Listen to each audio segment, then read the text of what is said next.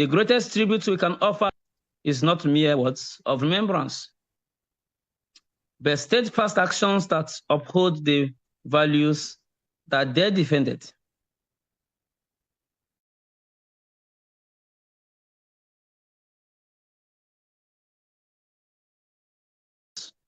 (1966). How we have been humiliated, our mothers were humiliated. The genocide of 1945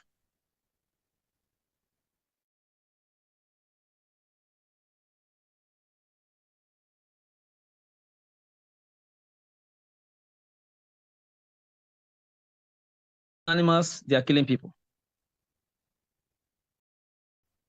To our people at home and all of you in diaspora, let this day strengthen our bonds of brotherhood.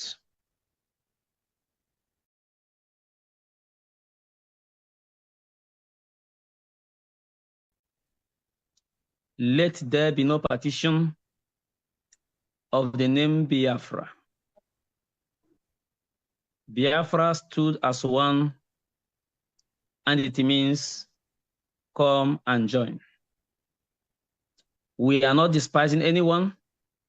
We're not chasing anyone out of the government. But if you value the sacrifices of those who went before you, then you don't have to justice in this very struggle.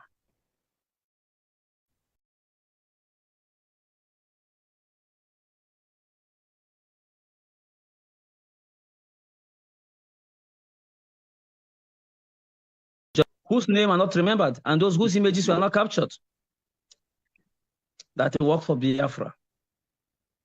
You that is here, make sure you build on the principle of the foundation at which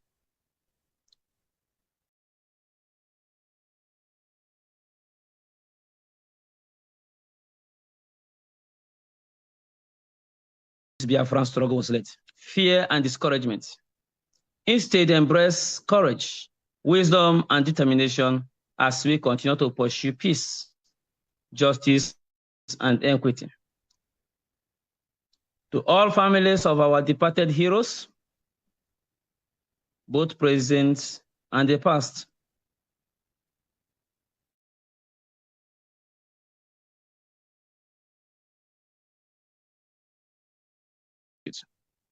your sacrifices are immeasurable, and your strength remain an inspiration to us all.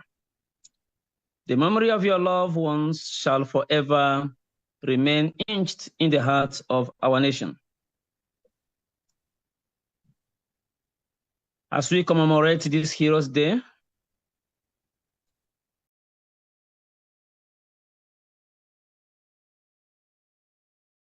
in defense of truth, let us draw strength from the resilience of our forebearers and move forward with faith, discipline, and hope.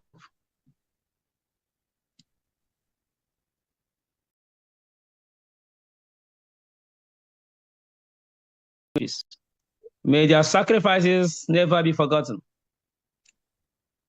and may their legacy continue to inspire our march towards justice and fulfillment. Long live the spirit of our departed heroes. Long live our people, the Republic of Biafra. Long live the enduring hope for a better tomorrow. And God bless you all.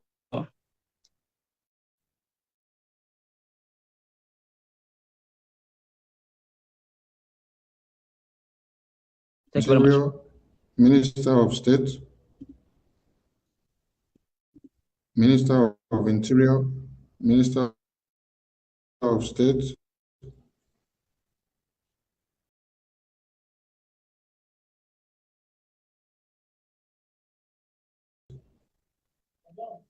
Okay, go ahead, sir.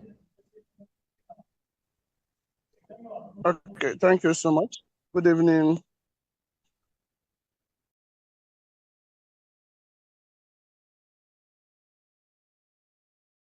Hand of fellowship to the government in exile, and the factor government in homeland.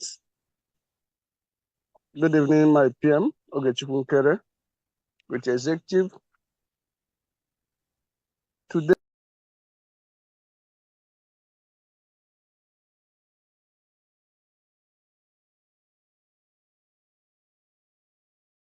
is who died at Gwacha. Today we honor those who died at the Ebonyi State and also different areas in Biafra land.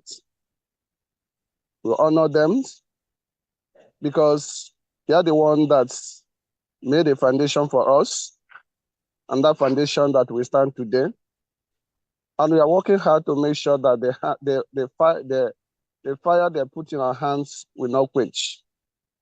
The devil are trying their best by kidnapping our brothers and sisters. Some of them are in prisons today because of this journey. But we must continue. We'll make sure that the hope they place in us will not be in vain.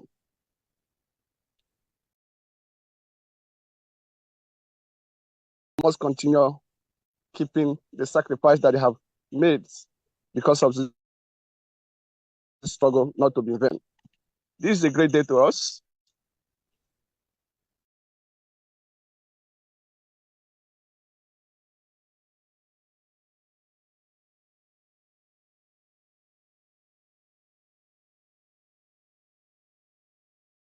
And we know that enemy, to remember that thousands have died because of this struggle. To remember some have died or leave their job, or some, their parents have lost their life because of this.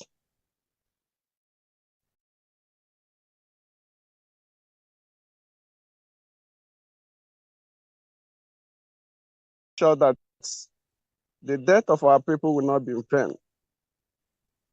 I must assure that Biafra de facto governments will try their best to make sure that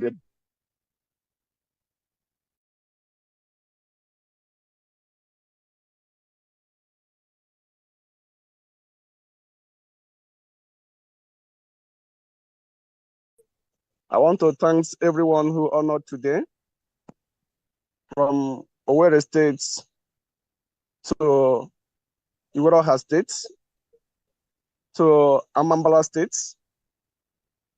We thank you for your videos and the rest of them that you did for burning the candle.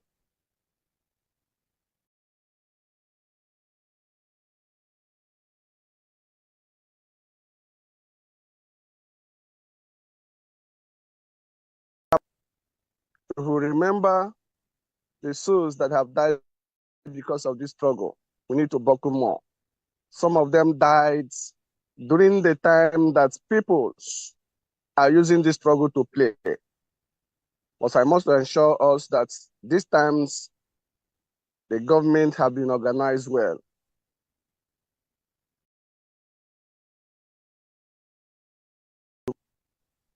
The death of our people will not be vain as long as we are concerned. Let us come together and achieve this dream. God bless all of us. Thank you so much. Thank you so much, Honorable Minister. Do we have a COA in the house? COA, are you there? When you're available, you let us know. Thank you so much. All right. And the microphone will come back to our speakers on the talk show that we're on top of the list. Honorable Emilike, it's your turn. Welcome to this very event. Biafran people are glad to have you on the mic because we want to know why our heroes declared Biafra and the reasons why we must forge ahead to complete that mandate. Welcome on board. Thank you, Minister Akbarawa, and thank you to the media team. I also salute my Prime Minister, His Excellency, Honorable Nkere. Sir, you have been magnificently,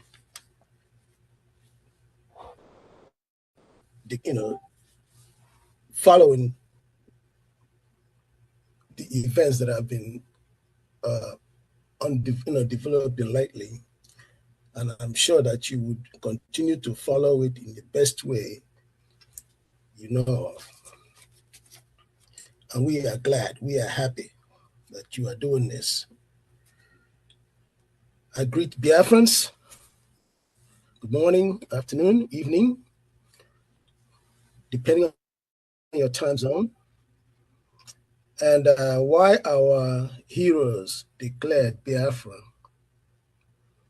I'm going to make it brief. Our heroes declared Biafra because we were facing an existential threat. In other words, we are people marked to be deleted, to be wiped off the face of the earth. And how do you define these people? Because every people have a way of life, their tradition, their culture, their language.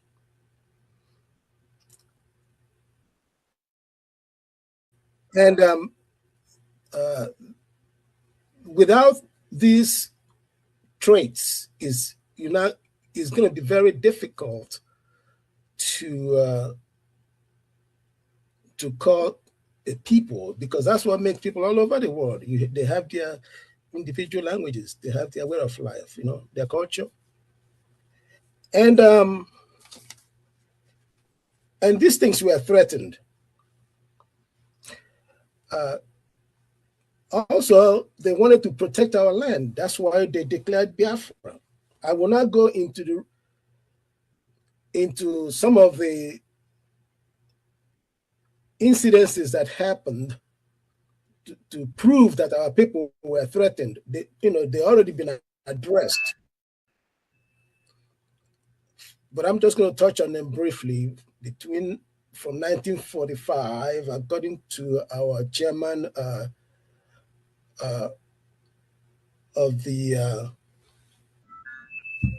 our defense forces, to 1966, those massacres, they were so abhorrible that you don't have to be told that you're not wanted. And it continued on to 1970. And so these things just touched on our heroes, and they decided, we cannot allow our people to be destroyed in the manner that they are being destroyed. And also, we have to protect our land.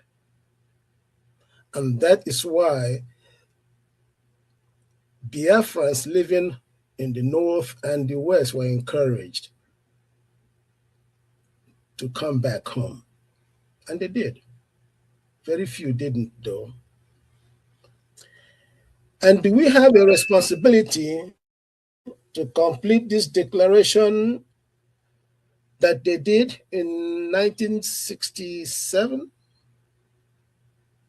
Yes, we do. We must complete the declaration and the recognition and the restoration. We must complete the process. You see, the threat is still there. It hasn't gone away. The threat is there because all the promises that were made after 1970, like the 3 R's, none of those were, respected. And if you wonder why, I would just say look back and see, are there any seaports in Biafra land? Are there any international airways or international airlines or whatever in Biafra land? Are there any federal presence in Biafra land in terms of major projects? The only area where you find the federal government is when it comes to exploiting our resources. That is where you see them. And even in the process of that, we have no share whatsoever from those resources. We are excluded from something that comes from our land. It doesn't stop there. Now they make rules and policies that take over our land as grazing routes or routes. They destroy our farms. They claim they own the land. As a matter of fact, that is the claim, that the land belongs to them. And so, are we going to sit aside while this happens? No, I don't think so. Only a fool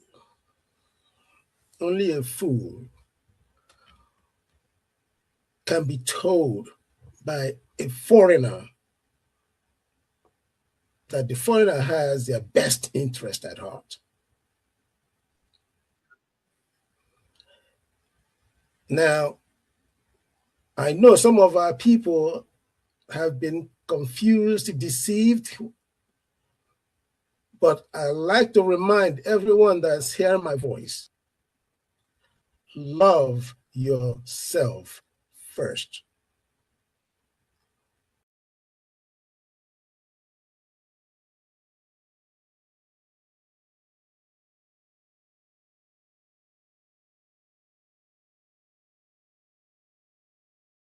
Tradition, you love your way of life, you love your land, because that is what made you who you are.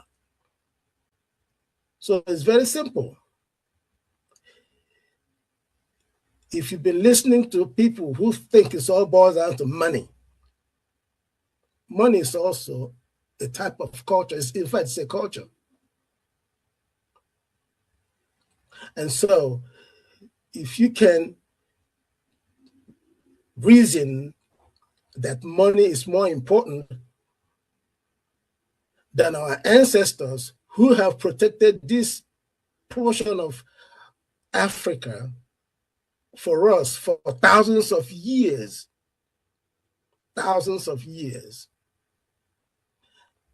then you do not deserve to be one of us. So I ask you again,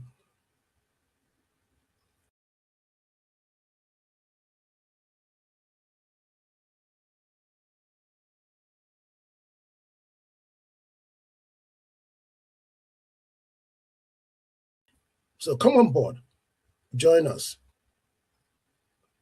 For the future Biafrans, this is the only territory to have, to call theirs, that the world may respect us and respect our lives. We have something to show the world. We are gifted people. So join us on this Heroes Day celebration to reassess everything that you are doing. And for those who are fighting us, go back, sit down, reassess everything, and realize that there are many of us who will not let go. I thank you for listening to my voice. I yield my mic here. Thank you. Thank you so much, Honorable Emelike. Thank you for your sacrifices, your energy, your resources, and your life for Biafra and your money. I appreciate you so much. Thank you. We have many of the direct survivors of the Biafra genocidal war, and we would like one of them to give us direct experience of the sinister. And while that person is coming up, that will be Honorable Neoma. We call on Honorable Noye and Honorable Nenaya, Honorable Eunice to get ready, and Honorable Maishe to get ready. Thank you so much. Honorable Neoma, the floor is yours. What happened to the babies, women, and children to whom you were one of them? Hello, everyone. Am I coming out? Yes, we can hear you very well. Okay. Greetings from here. Greetings, everyone. Greetings, my PM, His Excellency Nkere, Honorable Minister of Information. Greetings. Thank you for this opportunity. Sorry for that. Thank you for this opportunity. God bless you all. Greetings. Hey, hey, hey. Let me just go forward without wasting much time. Thank you for the opportunity. That war was a very brutal one. Very, very brutal. Of which, by the grace of Chukwu Okike Abiama pụrụ ime ihe niile, I'm one of the survivors. Yeah. And thank you, Minister of Information, for that video you showed again about my age mate. Before I go to that, many of you have watched those children that were crying of hunger. They were starved. You know, the most terrible thing you can do in this life is to starve an innocent child, a child that needed to eat, a child, you deprive him or her, his or her infancy, and he will cry brutally and die. I'm one of those 5 million children starved.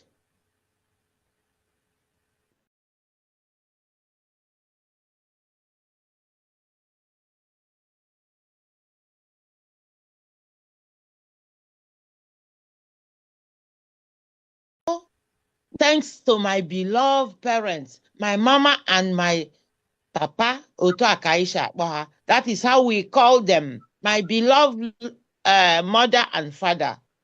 They did everything they could. I'm the 6th child, and I was born in that blessed day of 1967, just few weeks, and the war. You can't just imagine a brutal war. And the Biafrans were targeted for extermination, total extermination. I did not know anything, but I'm telling everyone what my parents told me, because I was few weeks, less than a month, to cut it short.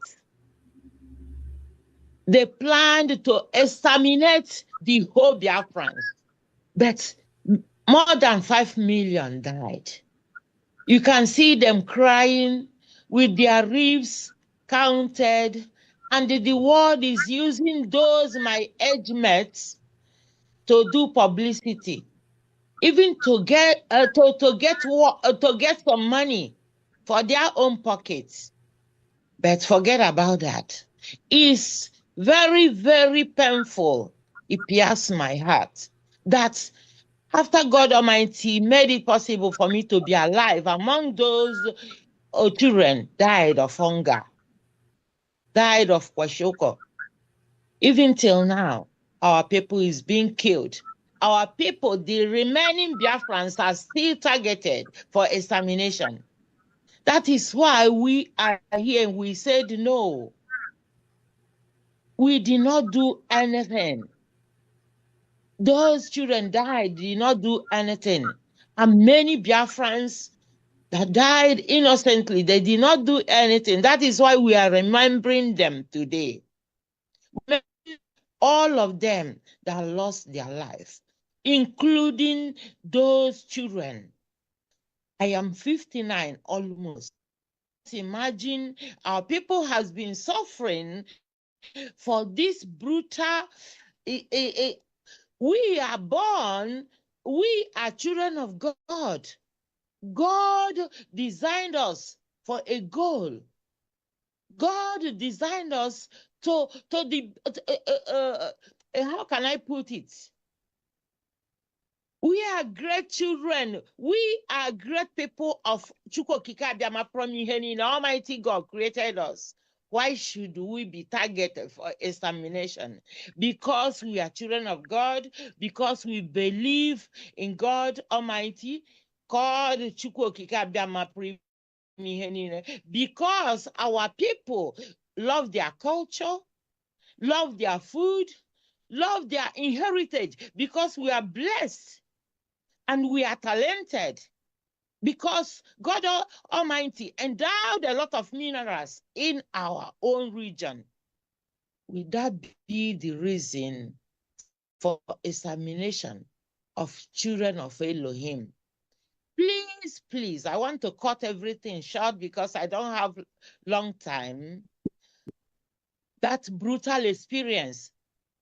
I cannot, everything my mother and my daddy told me from childhood, and from that 67, they carried us and we run from one place to another.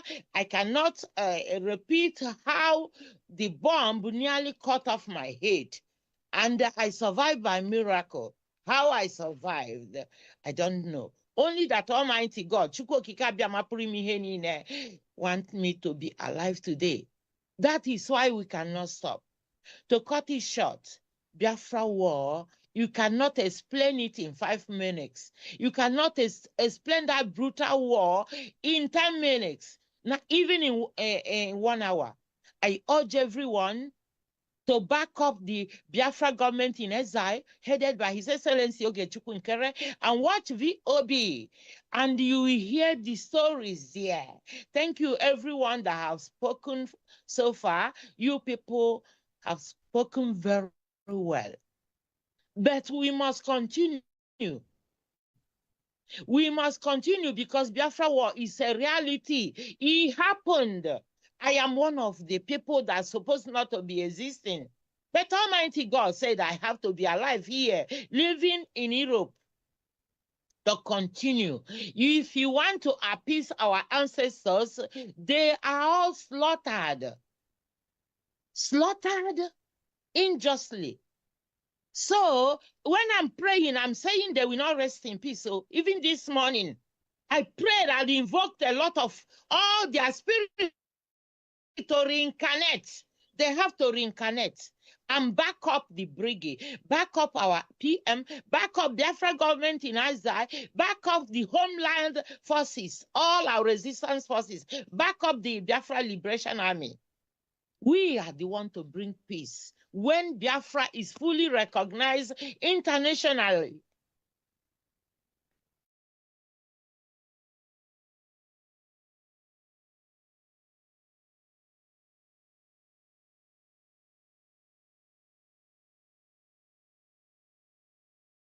They will be at peace once. I'm not talking of, you know it all, you know them. They sacrifice their life. Therefore, I urge everyone to come together. We have to continue doing what we can. Donating, supporting Brgie, donating, financial effort, financial support for Biafra recognition, every political engagement we are doing in the Capitol Hill. Everybody need to back it up. so that Biafra will be recognized, and our ancestors, all these fallen heroes, my age mates, 5 million children slaughtered, 5 million children suffered of hunger. Every place of, we thank the Irish missionaries, but that wasn't enough. The world need to recognize the brutality of Biafra war. It was not a made-up story. There are survivors of this brutal war.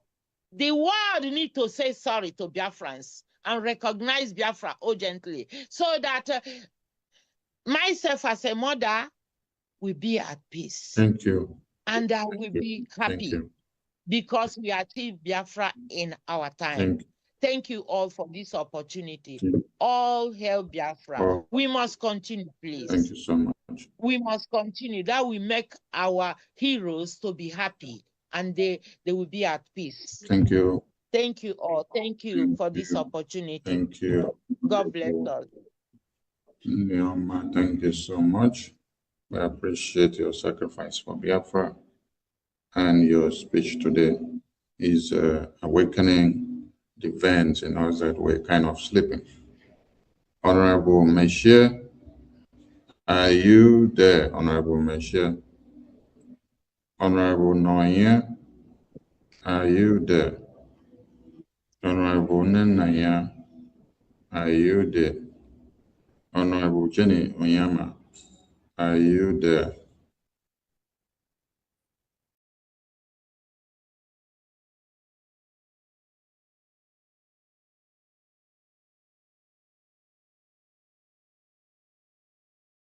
You there? Honorable Eunice, are you there? Okay, Honorable Noya, over to you.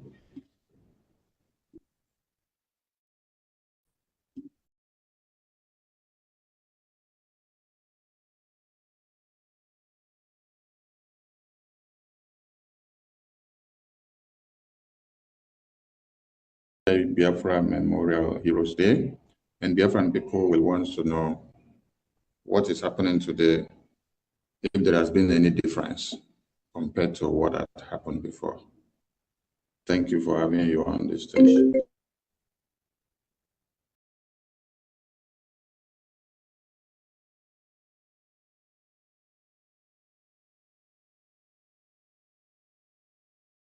Use this opportunity to thank our past leaders, our heroes and our heroines for their sacrifices. Today, as we remember one of the most devastating tragedies in the African history, the Biafra conflict, and the suffering of millions of Biafrans during the Biafran War between 1967 to 1970. I would like to let the world know today that as we speak, hundreds of Biafrans are being killed.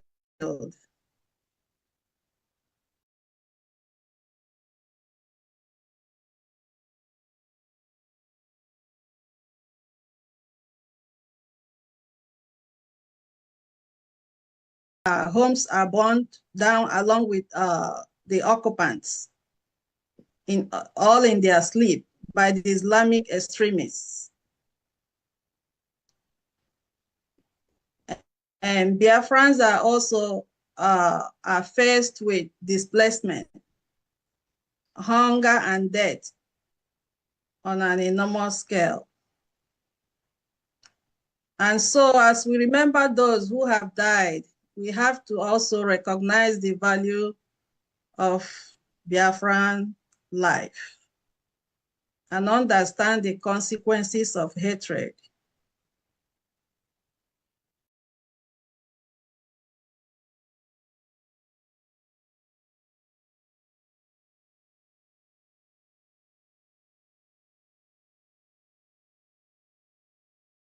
To keep their children alive every day.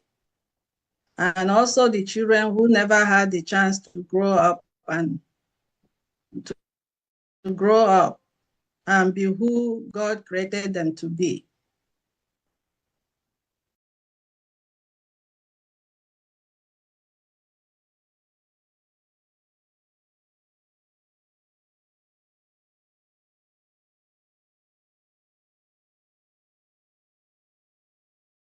Asked is, why haven't anybody been apprehended?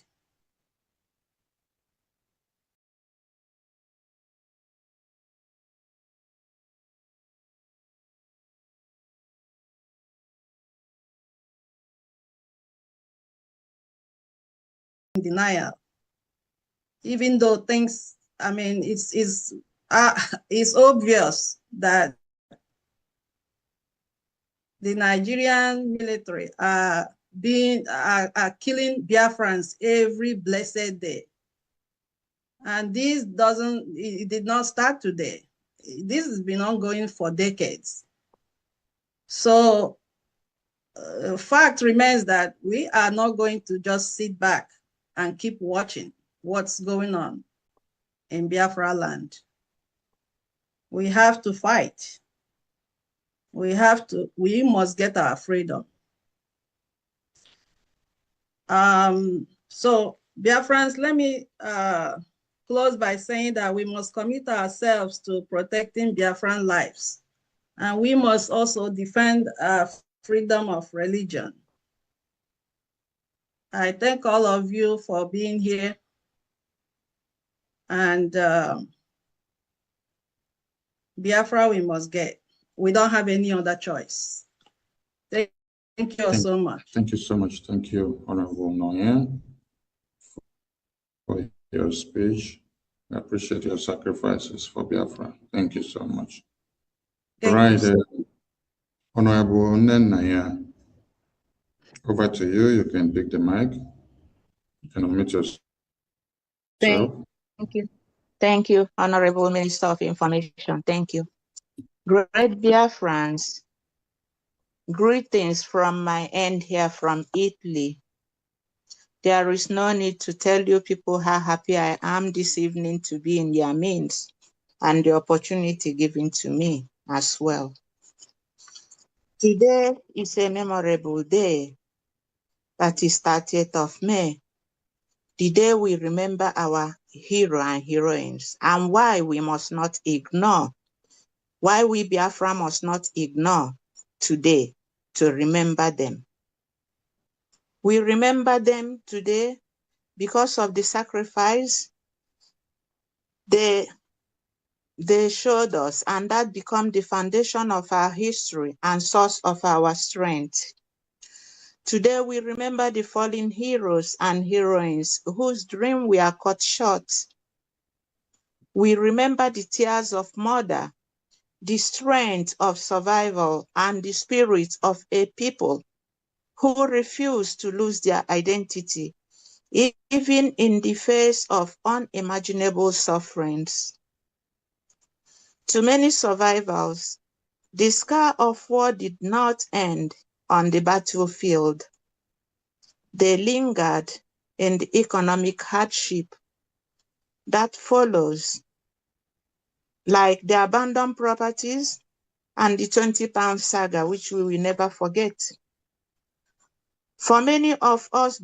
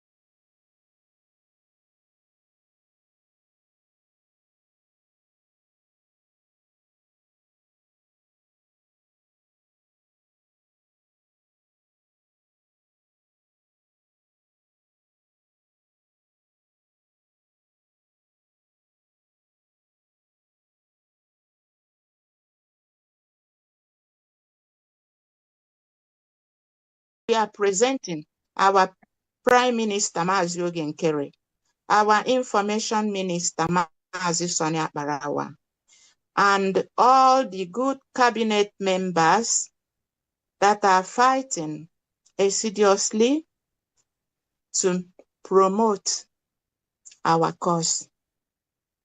For that, I am asking all the good Biafrans to rise up and fight to defend our land for our freedom. And to those who are sabotaging what we are doing, should please desist. They should stop. And I'm asking Biafrans, please donate to fund our freedom. Because we've seen so many lives has been lost, so many sacrifices has been made. And we are still looking forward that God will grant our quest. So I am saying, may the spirits of our departed heroes and heroines continue to rest in peace in God's bosom. All hail Biafra, and God bless Biafra and Biafrans. Thank you, my people. Thank you. All hail Biafra. Thank you so much, Honorable Nenaya. Thank you so much for your sacrifices. I appreciate it. All right. We've been able to know why we must not forget this day, why we must not ignore this day, and we must continue. Thank you so much. Honorable Meisher, over to you, sir. What we need to make Biafra a reality. Oh, wow. Hello? Yes, we can hear you, sir. Can you hear me? Okay. Yes, you can maneuver your device. Okay. All right, good. Honorable Eunice, please get ready. Honorable Eunice, get ready. Am I able to turn my camera on? Yes, you have your device. Go ahead, sir. Okay, yes. All right, thank you very much. I greet the house. I thank everyone. And I thank our PM, our Information Minister, our COS, all the cabinet members. And I'm just going to make it quick because I know we are running out of time. So let me just begin by saying that General Philip Effiong was right. It's like he knew that a day like this would come when he said that if you don't treat their parents right, the children will rise up again. And we are those children that he talked about. And we have risen up and we will never come back down. You must remain focused, resilient until this Biafra is accomplished. Yes, we have to do what is right. There's no going back again. We have crossed the Rubicon. So I urge each and every one of you, do not become weary. Yes, do not become weary. For if we continue to fight and don't give up, if we faint not, we shall reap. Yes, and Paul said that. So Biafrans, please let us work hard. We cannot go back again. I want to encourage our brothers and sisters that are at home, the ones that's in the homeland. I know that it is difficult, but think of what you can do to help Biafra. Yes, think of what you can do to help Biafra. If you are not able to support financially, think of other ways that you can do, or other things that you can do to help Biafra. You can, spread the information about VOB. Because the Bible said that we shall know the truth, and the truth shall set us free. So spread the information, do the best that you can. Don't think of what Biafra will do for you, but what you can do for Biafra. President Kennedy said that. So it is time to double our efforts and do what is right. So, and for our brothers in diaspora. I don't really know.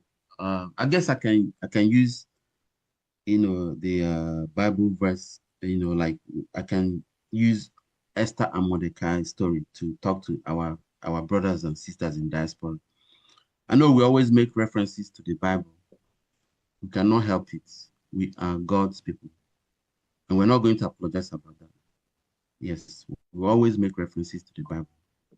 Esther became a queen, a Jewish girl who became a queen in modern day Iran.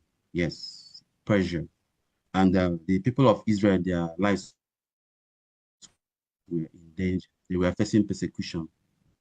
And her uncle Mordecai came to her and said, maybe the reason why you came to royalty was for such a time as this. But, she kept dragging her feet and not wanting to help. And Mordecai told her that even if you don't help, salvation will come through another method. And I want to use that to speak to our people in diaspora, because some of them think that, oh, I came to the diaspora because, God likes me more than the people that he left in contraption. No, you are wrong. God has no favor. There's a reason why you are here.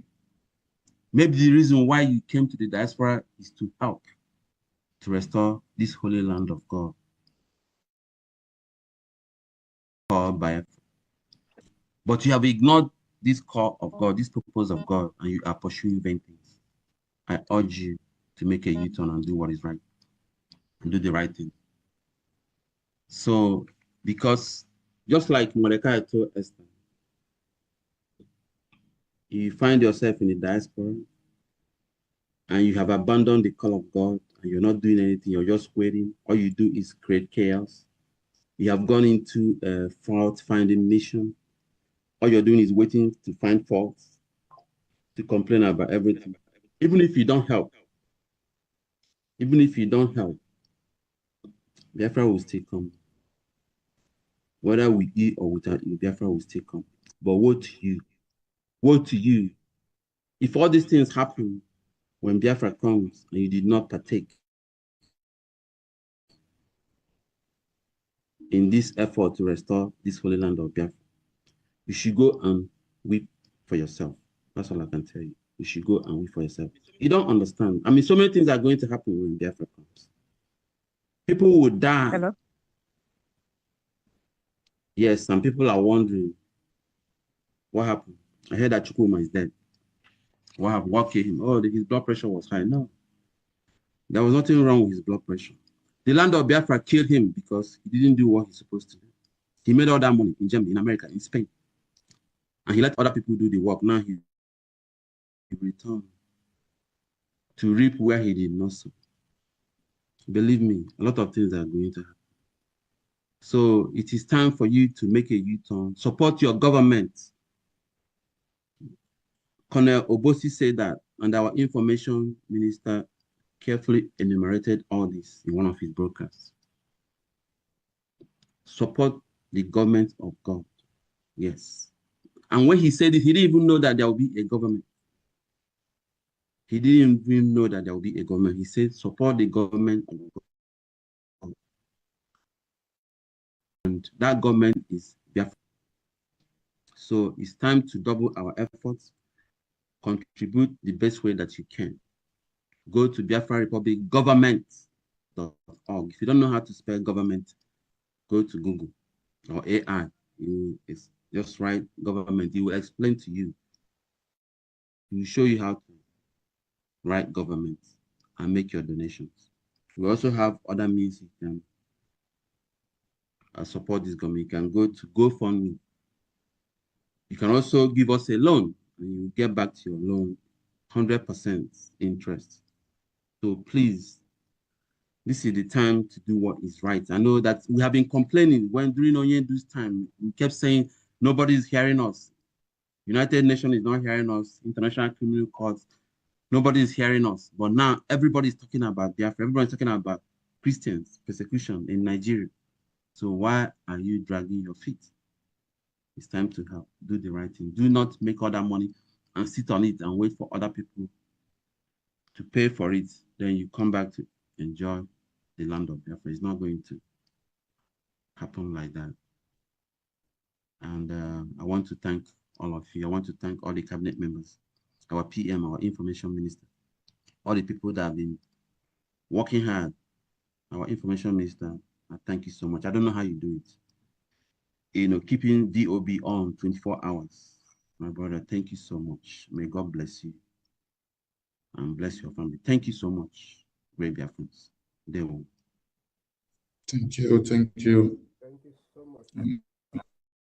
Honorable Michelle, I appreciate you. You all make it rock. It is a teamwork, and if you all are not there, we can have the success that we record today. And thank you all for standing very strong and giving strength to our Prime Minister. The load has not been easy. And with all of you, it gives him the courage and the strength that he has, people that understands what he is fighting for. I appreciate you all. Honorable Eunice, are you there? Honorable Kello, Honorable Chima, are you there? If you're there, please raise your hand so that you can take a turn on the talk show.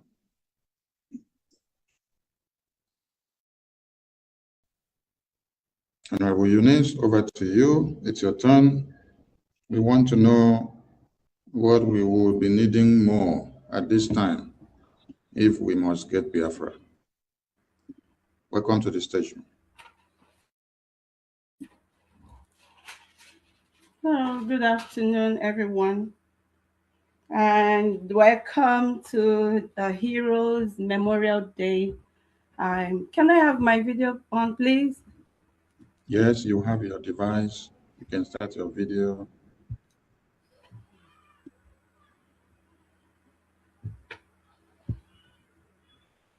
How do I remove this background? Yes, so we can see you very well. You are everywhere on the screen. Okay, you can see me. All right, thank you. Good afternoon, everyone, and I want to thank you for honoring this occasion. I don't want to go ahead to repeat what others have said. I just want to maintain every protocol, and yeah, thank you everyone for honoring this day. I want to start by saluting our heroes, both dead and living, and we honor their memories, and then we are here, just like Senator Bruce said, that the history of Biafra was removed from our schools. And he asked, why did you remove the bite of Biafra from the map? You know, for the fear that this generation of Biafrans would stand again, they removed our history. They did not want us to come back again. But little did they know that they were wrong anyways. Here we are, standing, fighting to achieve that which our heroes past fought so hard to achieve. Unfortunately, they couldn't. I want to thank our eternal leader, Odumegwu Ojukwu, His Excellency. He fought so hard, even with his resources and the resources of his dear parent, and Biafra never emerged. It was short-lived. And when he was asked by the reporter, he said, if I'm given the opportunity to do this again, I will do it over and over again. I have no regrets. That was what he said. So if Ojukwu could say such at that point in time, what about us? I am made to understand that I have 5 minutes to speak. Unlike me, I don't speak for 5 minutes, but I will try to honor the wish of my minister and keep it to 5 minutes. Please time me so I don't go astray. Yeah, I penned down just a few things so that I will not have my words mixed up. We have gathered here today to honor our heroes who fought for our freedom. We remember the lives lost. People like Ikoso, Waka Waka. I saw their pictures on our poster. The young men and women who were thrown in Ezu River. The Obi Igbo massacre. Men and women who died on Onitsha Bridge. We remember them today. And their fight will never be in vain. So today it's about memory, reflection, and telling our story so that the next generation will understand the price of freedom and the value of peace. Because freedom brings peace.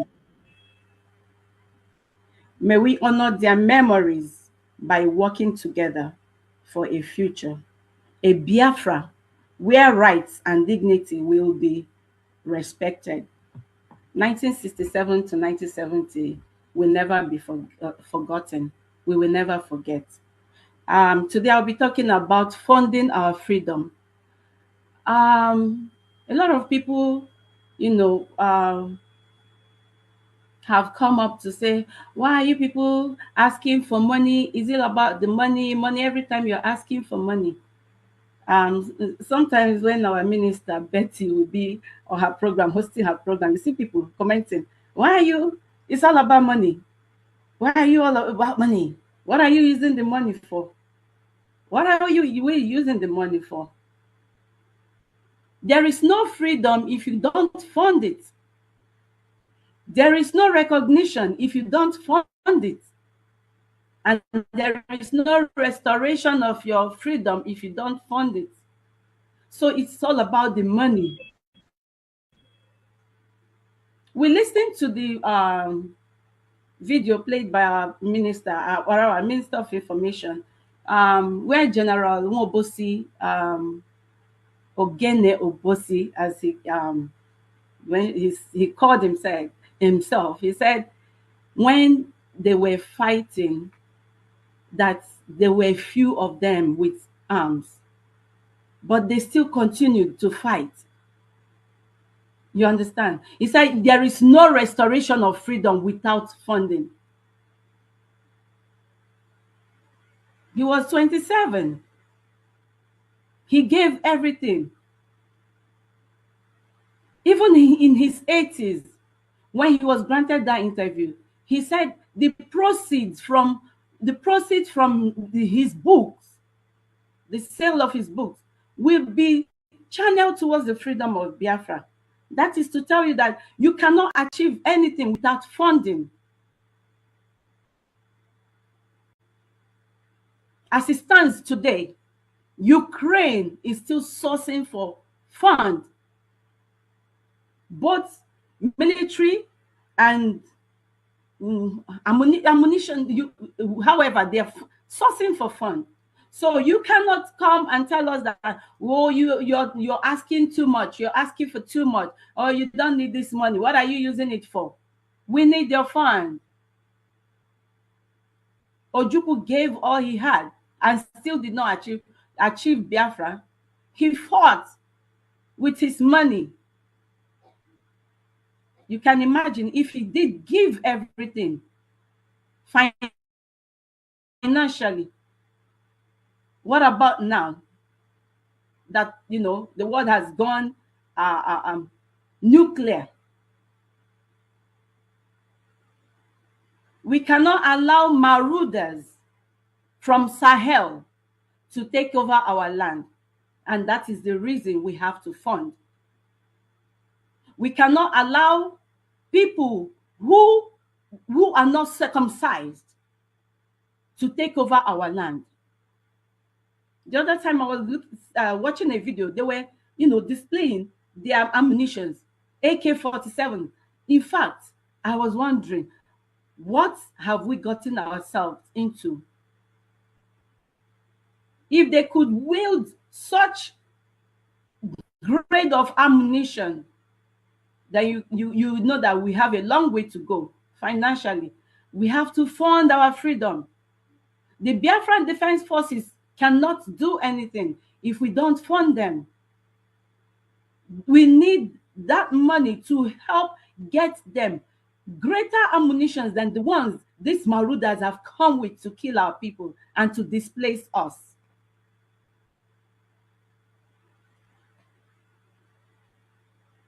I want to mention our website. For those who don't know, you're listening to me. Maybe this is the first time you're coming across our channel. You're listening through YouTube or Twitter, X. Please visit our website. It is www.biafrarepublicgovernment.org. When you go on Google, type that, click on it, and it will bring you to a very beautiful page where you will see different flags, beautiful flags displayed with a picture of our honorable men and women who went to the Capitol Hill on a briefing to talk about Biafra. If you click on that site and you are not seeing these pictures, please run away from that site. It is the wrong site. But once you see these two pictures, the flags with a podium and a picture of our honorable men and women of Biafra Republic Government in exile, that is the right website. When you click on it, you go on your right side, you will see two bars, a sandwich, like a sandwich bar. Click on that. And it will take you down to our donation platform. When you click on that, you will see home engagements, BRGIE engagements, where you can read the news, our achievements. You see IOU. You can donate, giving us your IOU, and you will get a beautiful certificate for that. That will go a long way towards achieving our recognition. Then you come down a little bit further, you will see a black highlighted donate sign. Click on donate, and it will take you to the different segments of donation. Oh my God, I forgot my flag. Pardon me. I have my Biafran flag here. So when you click on that, you will see as low as $5, my dear people. $5, as low as that, up to $500.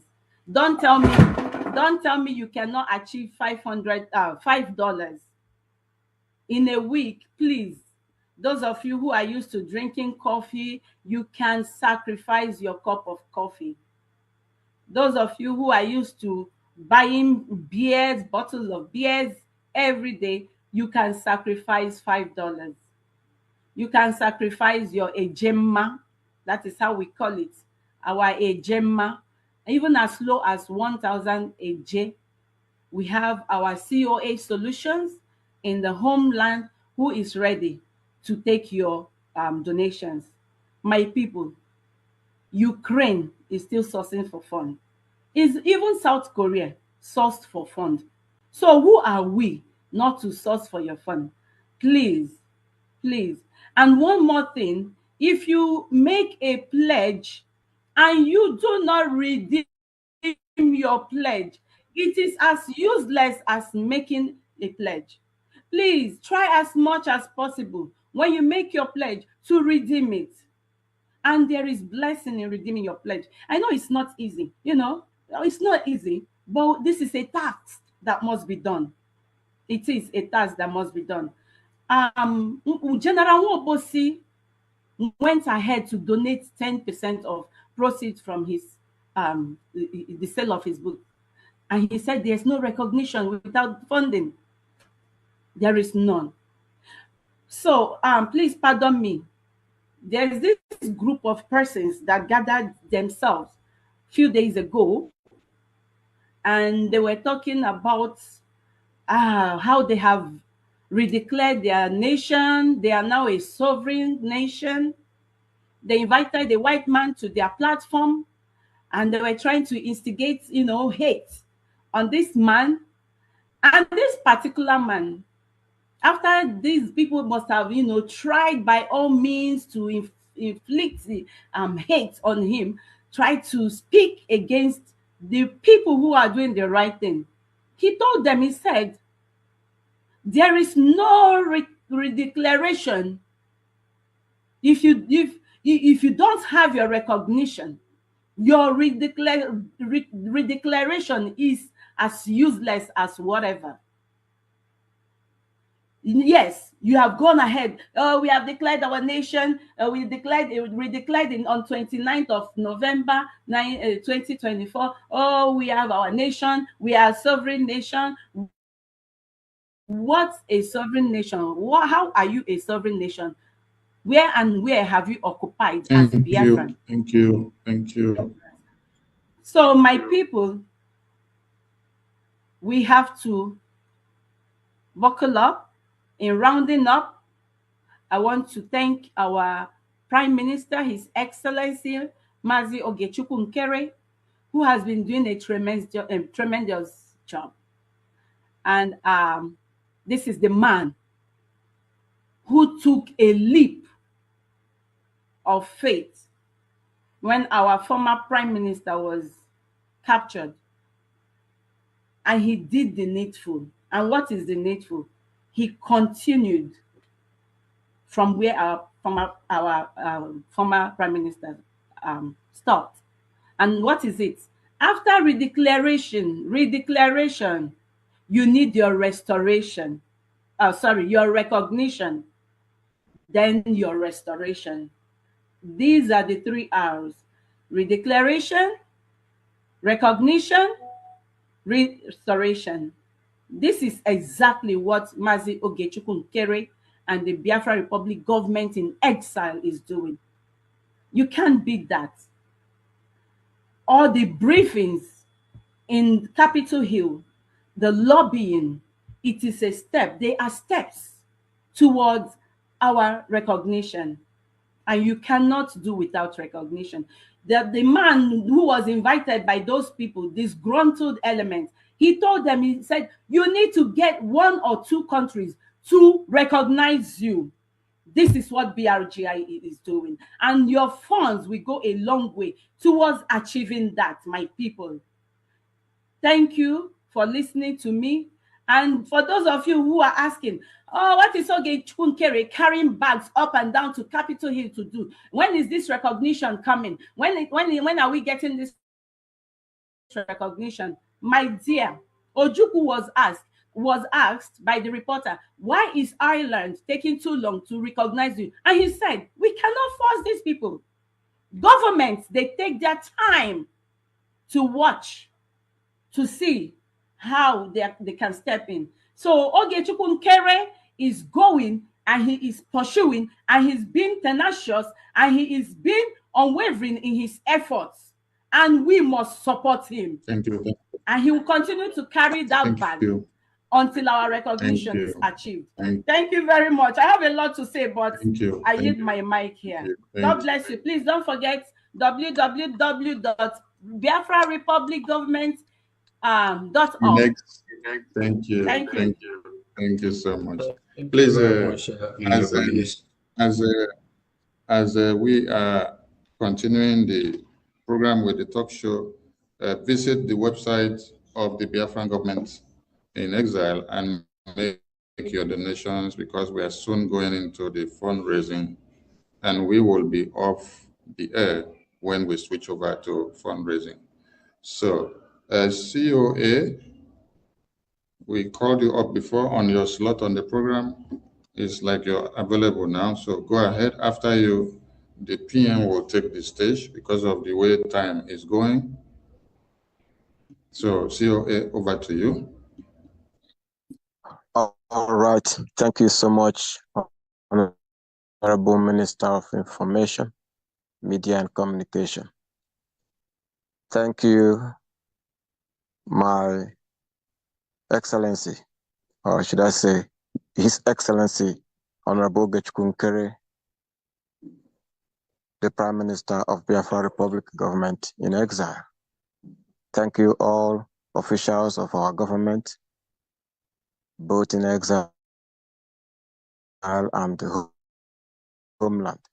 Thank you, Biafra, those who may be listening right now, for the opportunity to join my voice in making this day memorable. Today is a great day indeed, the day that we remember our heroes and heroines, both past and present. We may even also remember the future, because when after Biafra is restored, we also have heroes and heroines who will be playing roles to preserve the freedom. For the heroes past, we appreciate them, we remember them for their efforts towards our freedom. For the heroes present, we appreciate them, we remember them. And when I say heroes present, of course, it is you and I, all of us who are sticking out our neck, all of us who are coming out of our shells, making every effort to ensure that we have this freedom. We remember all of us for the effort we have made, for the efforts we are still making, and for the efforts we are yet to make. We remember everyone. Living without freedom is like a fish living without water, or a light existing without brightness. We must continue to make every contribution to ensure that we have our freedom. That is when our destiny is protected. Without freedom, our destiny is caged in the hands of the oppressors. So we must be free.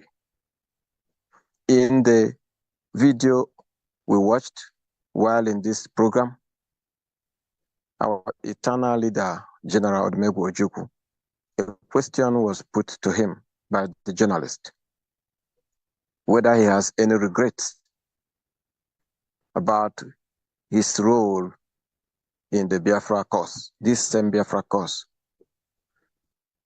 The answer that our leader, eternal leader, gave serves as strength, serves as new energy, serves as vision, serves as everything, clarity that we need to go all the way to restore this freedom. The answer is that if he gets or has 1,000 chance again, he will do what he did before. Today, he is no longer alive to have that chance, but we are alive. So we are proud to stand out for our freedom. I encourage every Biafran, wherever or whatever capacity you are serving, and if you are not making any effort already, I encourage you to join those who are making effort to see that we fulfill this dream. All of us together will love it in the end, because we will be free. That is when all Biafrans and friends of Biafrans will really understand what freedom is all about. These our people who are being cowardly by press what we are doing. They love this freedom too.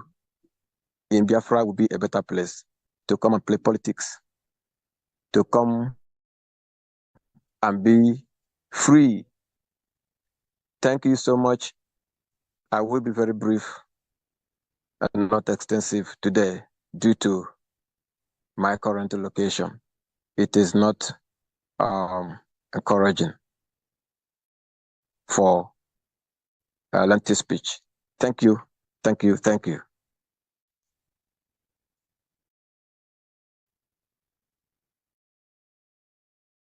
So much from the Homeland Interior and the State of Biafra. We salute all of you for your good works. And without much ado, and considering the time constraint that we have, we will invite at this point the Prime Minister, the shockwave that Nigeria is being in their panties, the Honorable Prime Minister of the Biafra Republic Government in Exile, to address Biafrans on this very memorable event. Honorable Prime Minister, you're welcome to the station. Thank you very much, Honorable Minister. And I believe we have our guests here as well. We have Elias. Please, we all know who Elias is, and he's very important to us.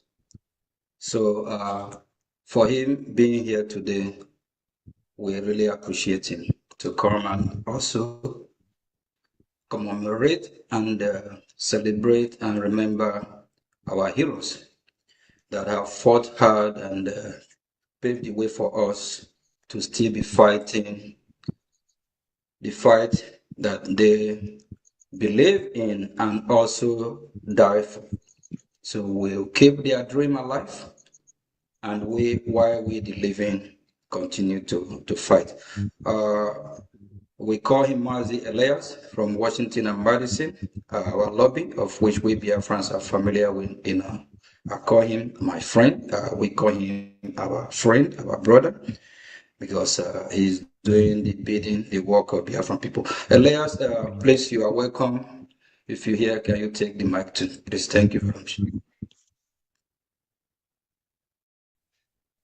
Thank you, Prime Minister. It's an honor to be here.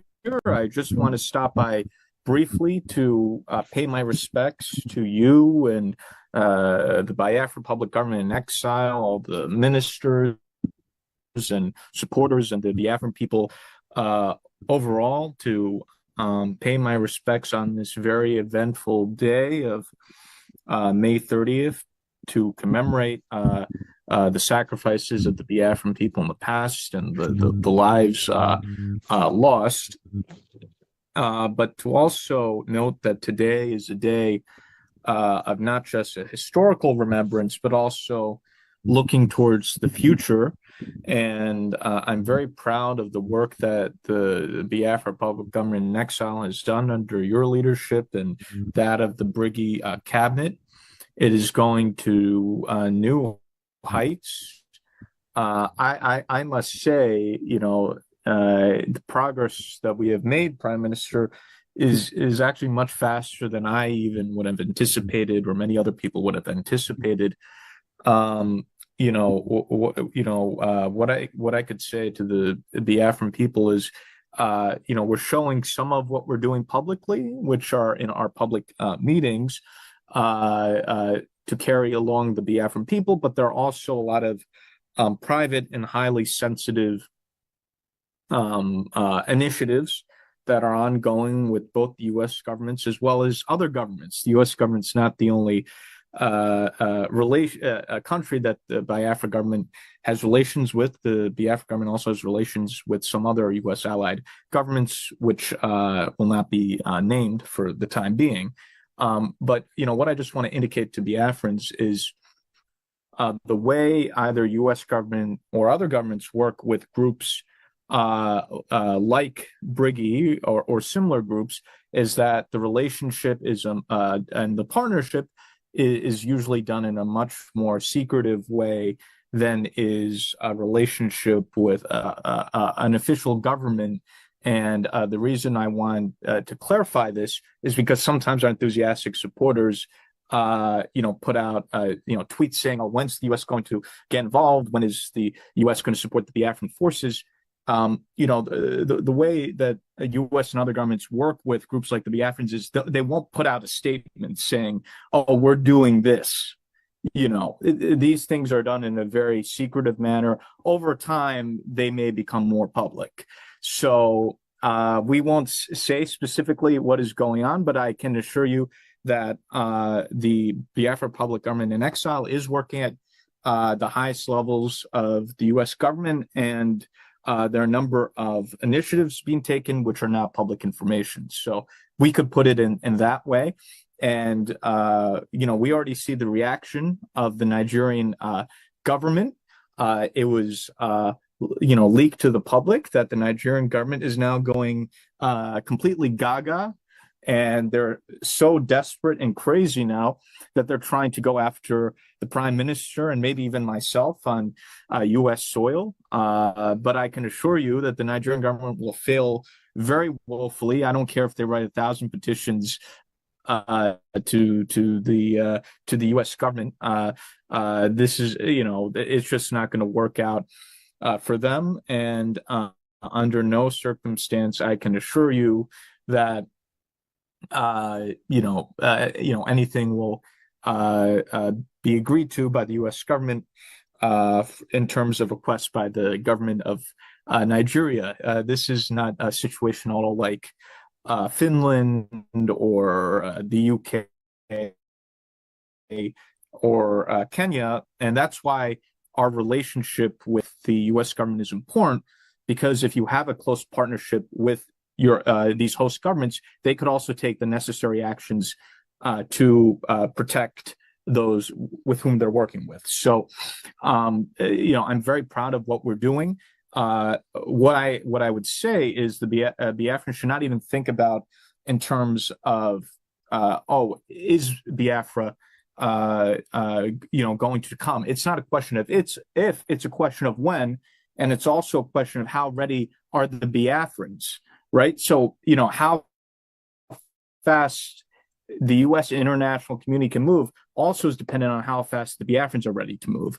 So I think, the support is there for us to achieve what we want to achieve, the external support. I think what's needed also is for the Biafrans to take things to the next level, to move past all the nonsense in the past in terms of, the dramas, the chaoses, people running around, trying to create these small groups, all that nonsense. They need to move past all that and get very serious and prepare for establishing a new country. So, the support is there. Brgie has very good relationships, but the Biafrans themselves also have to demonstrate that they are ready for independence as well. So it's a question. Things are moving now towards getting Biafra ready for independence, and all of you have a very important role to play to make sure that we achieve what we need to achieve in a timely manner. I'm grateful for the support that all of you have given to the government, and also in serving in the government or supporting the government. So I'm very happy with what we're achieving.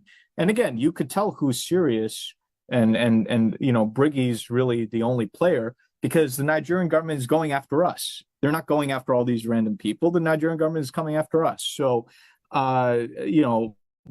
both the U.S. government knows and the Nigerian government knows who's serious and who's in charge and who's actually, pushing the envelope forward. So I think now's the time to get serious. All of you have a role to play in terms of, all the confused people who are running around the people who don't know their left foot from their right foot, putting them all to one side, parking them somewhere else so we could go and achieve what we need to achieve. So I think that the best thing that could happen now is we have a very solid group now in Brgie, in the current people who are involved.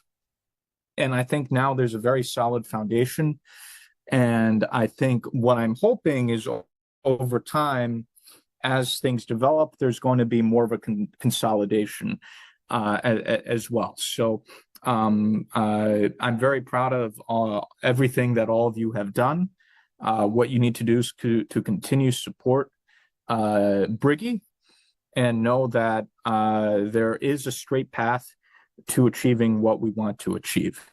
So something that perhaps was more of an aspiration perhaps a couple of years ago, I think now is a reality. It's something that is very achievable. And I think it should be very encouraged. And people have admitted this to me as well. People here in Washington have told me, hey, a couple of years ago, if you mentioned Biafra, I wouldn't have taken it seriously. But now this is something that is very much a possibility, and it seems like we're moving towards. So, Biafrans are impatient. If Biafrans want things to happen, more quickly, and Eunice, had our wonderful Eunice and mentioned that some of our Biafran friends are impatient. It's not all on the U.S. or other governments. It's also on the Biafrans, because if the Biafrans themselves are, messing themselves up with drama and nonsense, again, the U.S. government or the international community can only move as fast as the Biafrans themselves can move. So it's important on the impetus on the Biafrans to make sure that they themselves are organized. There isn't any of this distractions and nonsense. The U.S. government, international community can do a lot to help. They can do a tremendous amount to make sure the Biafrans are successful. But the Biafrans themselves also have to make sure that everything's moving well on their part. And then we can move quickly to achieve the goal. And the Prime Minister will address you now. And I know he's going to bring some even more positive news, I think, demonstrating the maturity of the movement and how things are developing. So I just want to say I'm proud of all of you, what you're achieving. The Prime Minister is working hard. We, talk every day, sometimes at midnight or 1 a.m. about urgent matters. And I think we're all very fortunate, Mr. Prime Minister, for your service and dedication, which is very inspiring. It's an honor to call you a friend and comrade in this endeavors, and to work with this wonderful and dedicated team that you have. So thank you, and it's an honor to be here. Thank you. Thank you very much, Elias. We appreciate you. You are actually a God sent. You and your team. We say thank you. We really appreciate. Thank you very much. Yeah. Wow! Today is the D-Day. Day to reflect. Day to ask questions.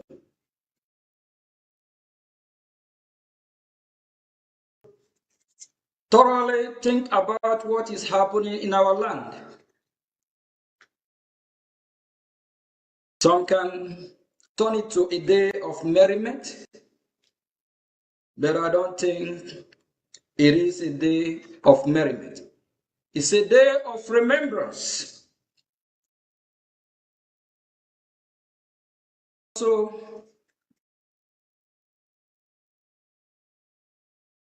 those that fought before us, why they took that action. Good afternoon. Greeting from here, my fellow Biafrans. Today, May 30th, we gathered in solemn remembrance. We remember the millions who suffered, sacrificed, and gave their lives for the vision of Biafra self-determination, dignity, security, and a better future for generations yet unborn and born.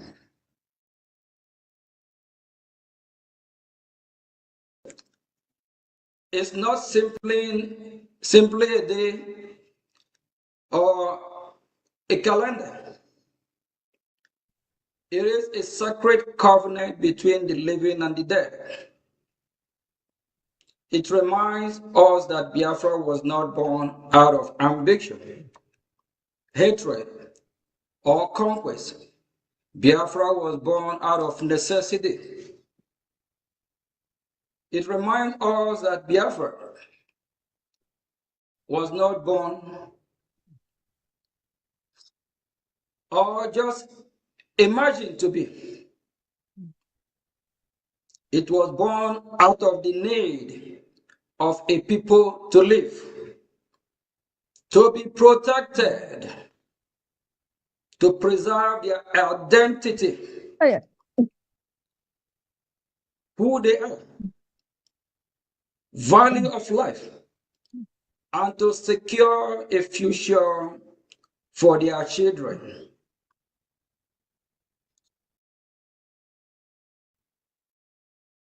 It's not only a remembrance of the past, it's also a day to renew our vision for the future.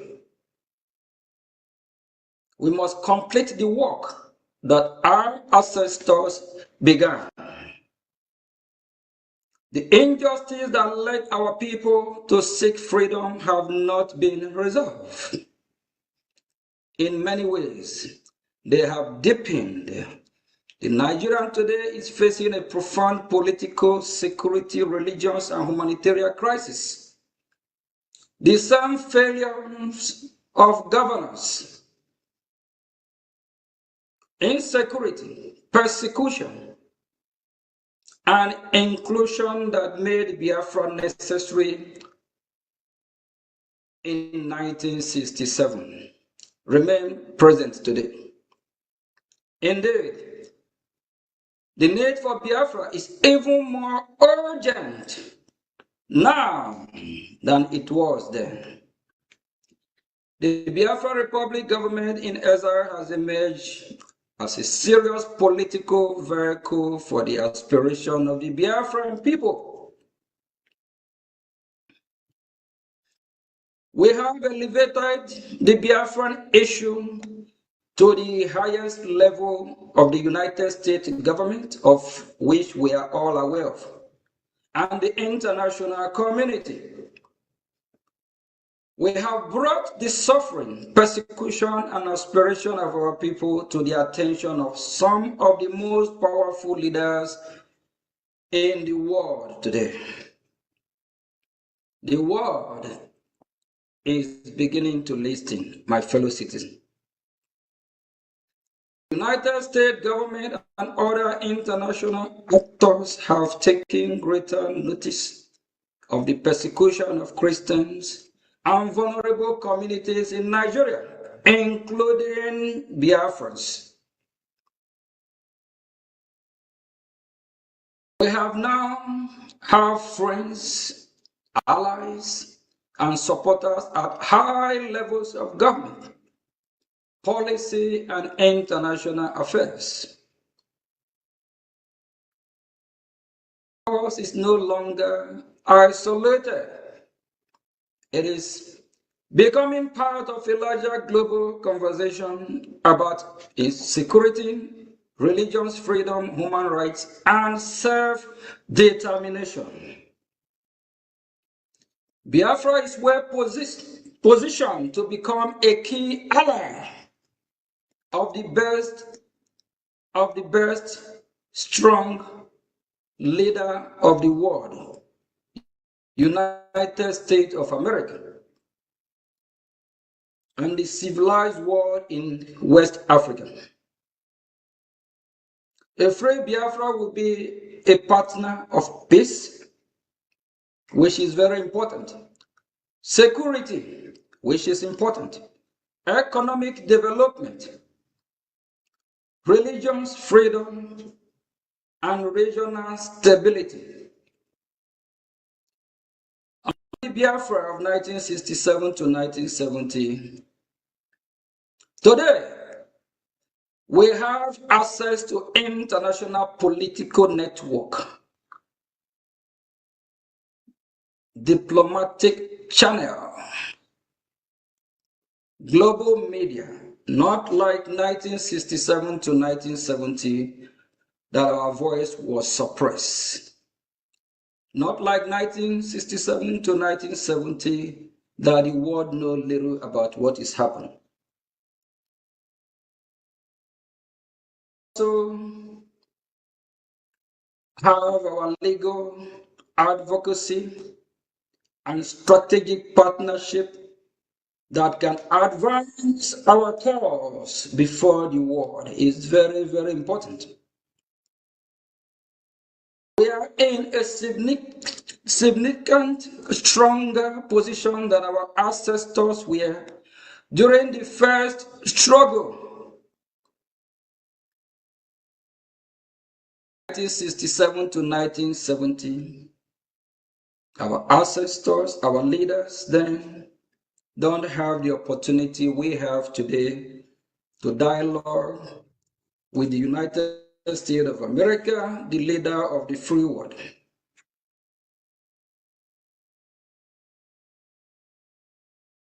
Their courage, our ancestors, our heroes, their courage gave us a foundation. Their sacrifice gave us a duty that we must all carry on, keep fighting, keep moving. We must not disappoint them. And for those that are making mockery of May 30th, if you're one of them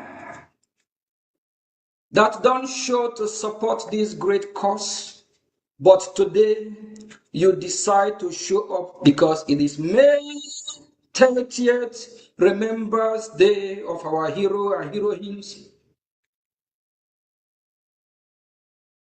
don't let this work against you.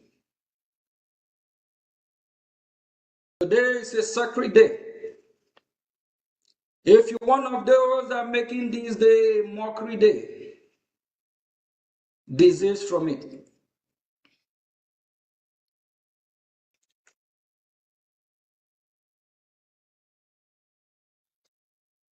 What takes now is to act with discipline,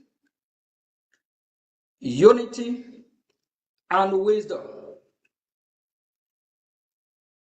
We must show the world that Biafra is not merely a memory of the past,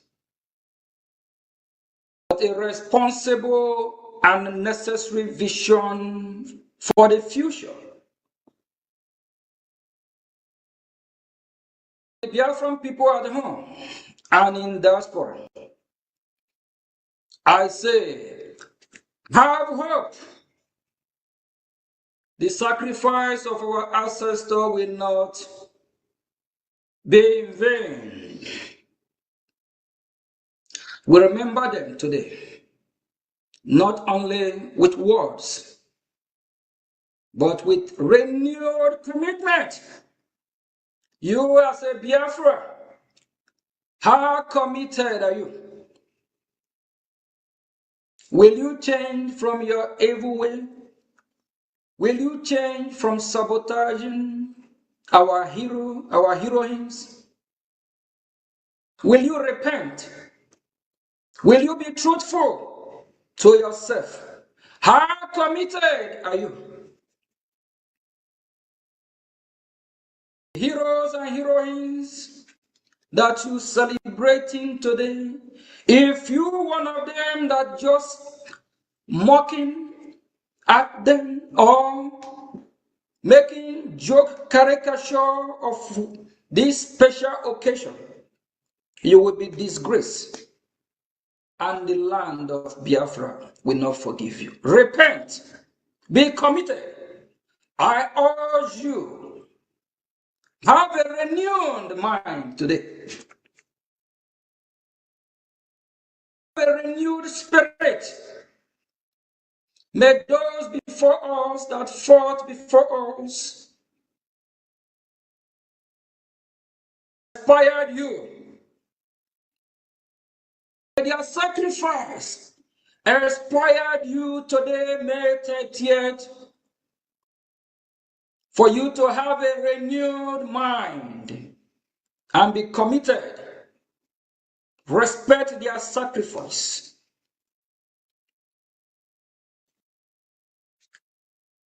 We honor our heroes by continuing to do the work of liberation with seriousness,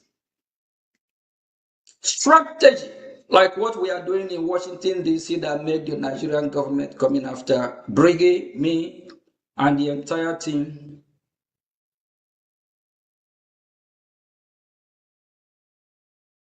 And also faith. May the souls of all the Biafra heroes and heroines rest in peace. And for you, everyone that don't want to have a renewed mind, if you don't let the soul of our heroes, heroines, rest in peace, you will have a price to pay. Because you that decide not to have a renewed mind, you might be the one not to rest in pieces. May God strengthen the people of Biafra.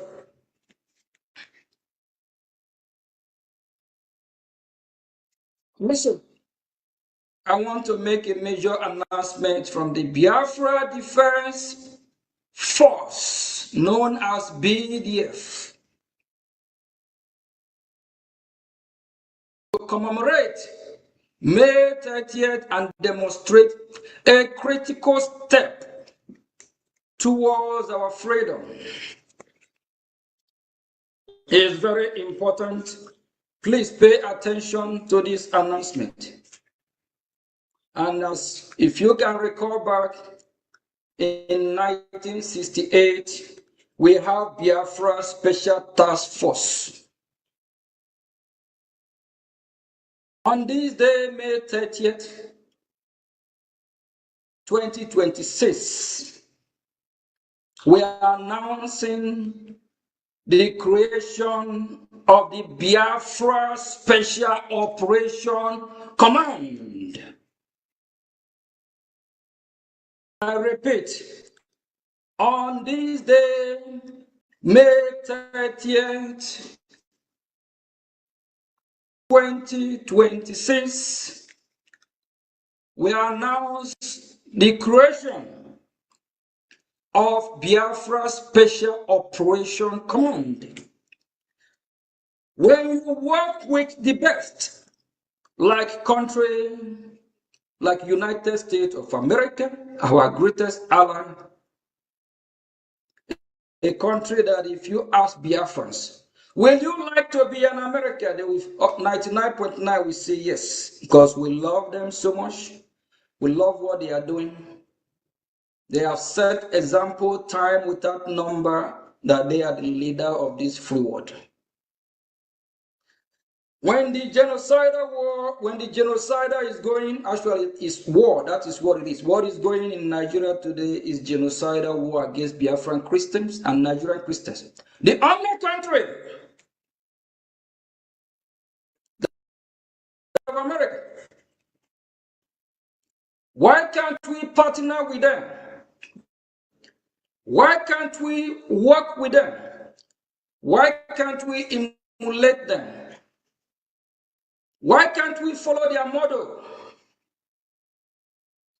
So this creation of the Biafran Special Operation Command, This will be a small elite unit, unconventional war, and counter-terrorism. Don't you think it will be beautiful for this elite unit to work hand in hand with United States of America and great state of Israel? It is based on the model of United States Special Operation Command, called OSCOM or called SOCOM. The Biafra Special Operation Command will be only part of the Biafra Defense Forces authorized, I repeat, the Biafra Special Operations Command will be the only part of the Biafra Defense Forces authorized to collaborate with foreign intelligence or foreign forces. If you know, you know. The newly created Biafra Special Operations Command will counter malign foreign influence, such as from China. Have you heard China? China. Where in the world have you seen China help any minority, whether any religion group that have been persecuted? China never helped. It's only their own interest. China don't care about you. If it is not China, it's not China. And also Iran. So these forces will work, collaborate with our ally to counter this influence of such of China and Iran. And also Islamic terrorists. These forces will counter them. And we will be aligned again. How many times have I said align? Who are we aligning with? United States of America.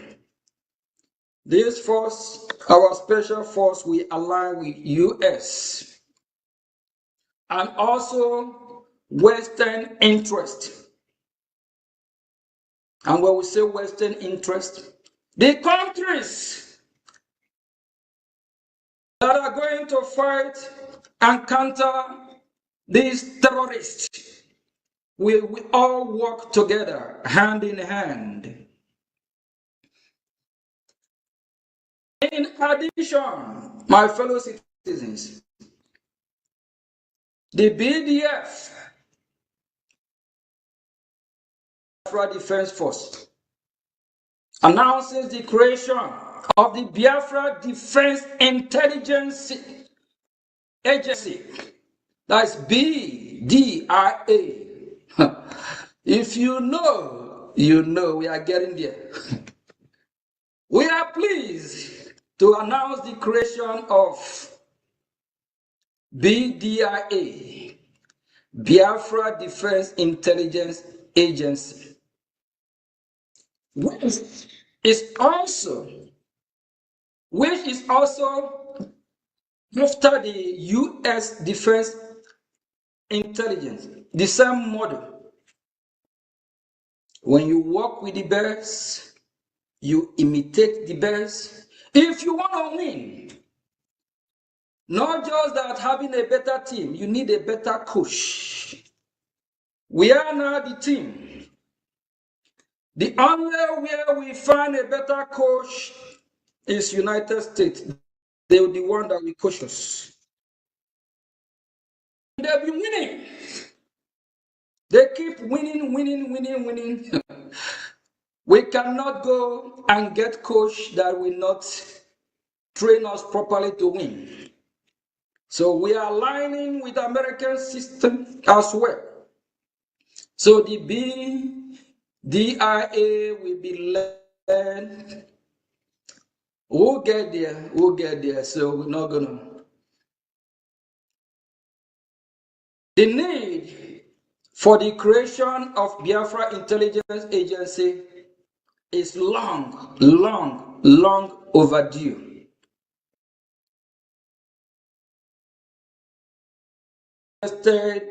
That we have this unit.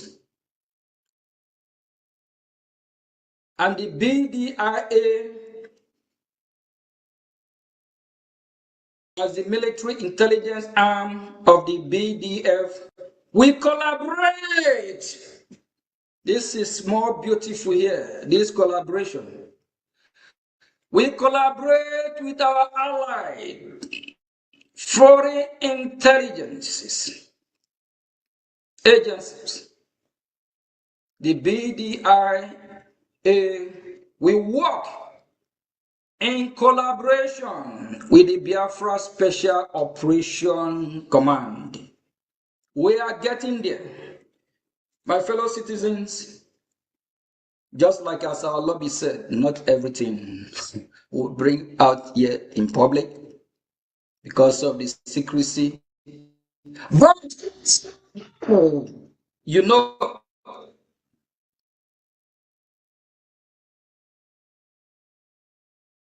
our defense is getting stronger every day. And these two units that was created, we make it stronger. And these two units will be the one that we collaborate, work with our peers.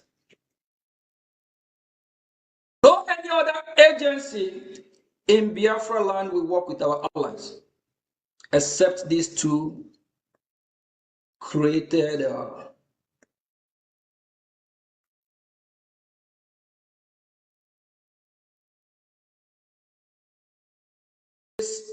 Biafra is here. We need to let our allies, the world, know how serious we are, that we are ready.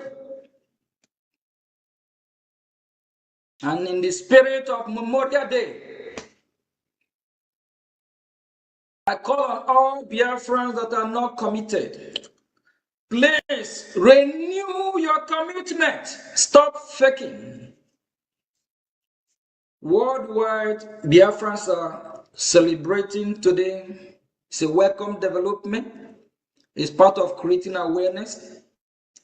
Because different countries, different all social media, our activity, our celebration is being flooded, littered everywhere. And people will be asking questions, what is going on? Who are these Biafra? Please use that spirit, that renewed mind, and trash all your sabotage ways, and trash all your evil way. Repent, so that the soul of our heroes will rest in peace. Because if you rest in pieces, you will be the one to pay the price. For those that believe that the living can hear, see, if you believe, what about if they come and haunt you? If you are evil, if you are sabotaging what they work for? Today, everybody shouting May 30th, May 30th. Both the ones sabotaging. We appreciate that you participate, at least create awareness. Disease from your evil way. May the day soon come when Biafra stands free, secure, peaceful, and recognized among the nations of the world. Hey, Biafra, we participate in the Olympic peacefully. We are Biafra, we participate in the World Cup peacefully. We are Biafra, we work hand in hand to fight and counter these terrorists. Biafra have something to bring to the international community. We bring positivity, not terrorism. Thank you very much. Renew your commitment. Disease from your evil way. May God bless you as you renew your commitment.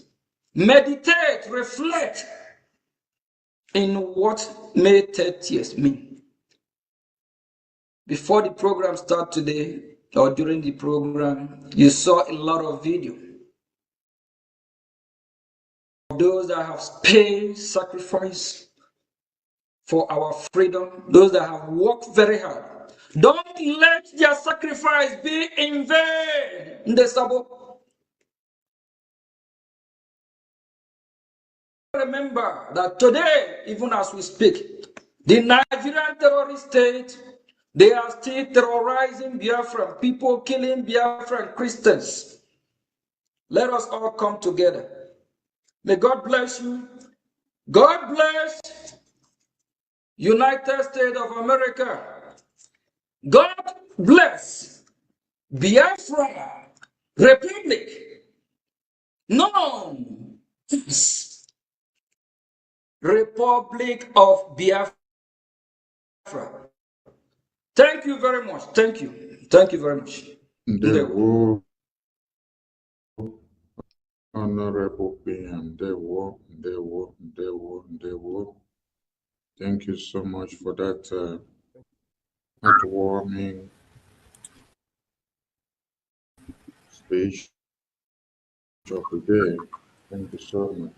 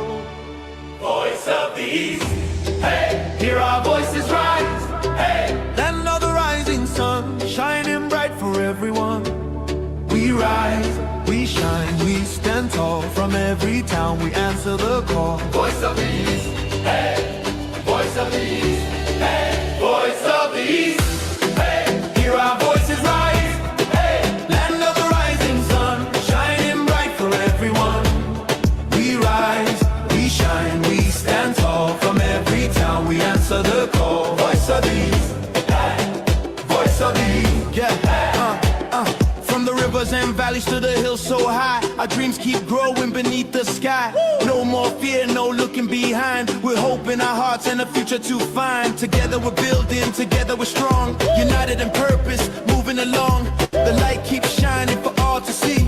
A people of courage and dignity. Our voices rise, land of the rising sun, forever shining bright.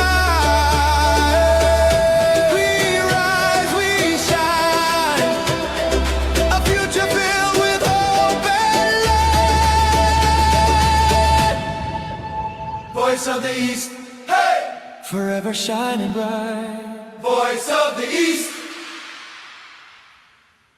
Thank you so much, Prime Minister. And thank you to entire Biafran people. And because of time, and at this very time, and at this very point, and according to our program, we will be jumping into the Bcos of Biafra television. We are going off air and we continue inside the Zoom. Thank you all to have been available on the Voice of Biafra TV. Please come inside and continue with us in the Zoom as we do what we have to do to be able to fund Biafra. Thank you so much. Mwumba, go ahead.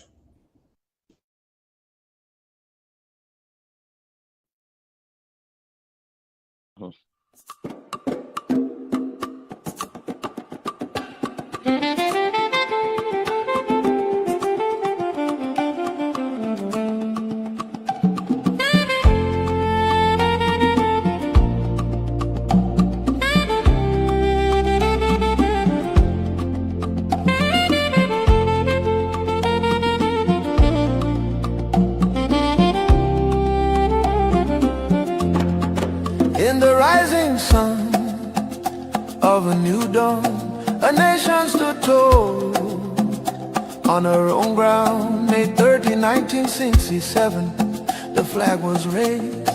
Land of the rising sun, freedom proclaimed. All over Biafra land, the people sang and danced. Tired of broken promises and iron chains. In July 6, 1967, Nigeria waged a genocidal war against the young republic. The drums of war began to sound. Nigeria turned against us on our own sacred ground. May 30, 1967, we still remember the day hope was born and hell descended. Rivers ran red, children cried for food in the shadow of famine and flying bombs. Biafra, Biafra, your name we call. Though they tried to bury you behind the wall, your spirit lives in every soul that knows the price of freedom and the blood that flows. Hey.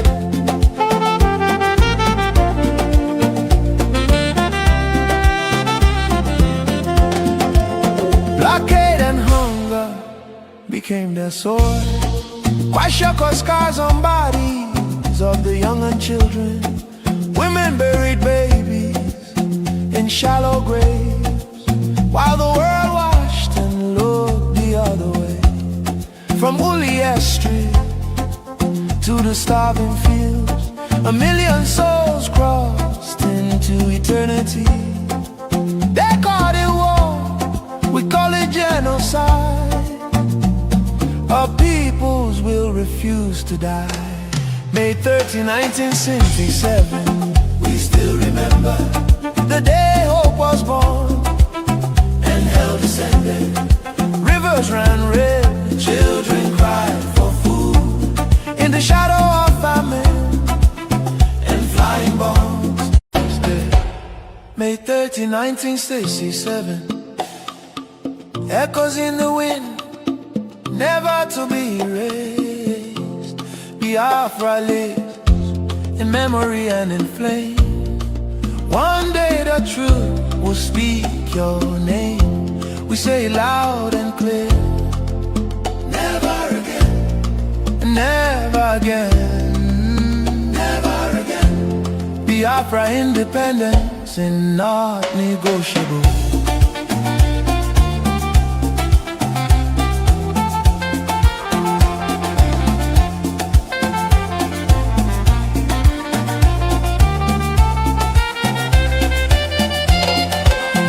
Independence is not negotiable.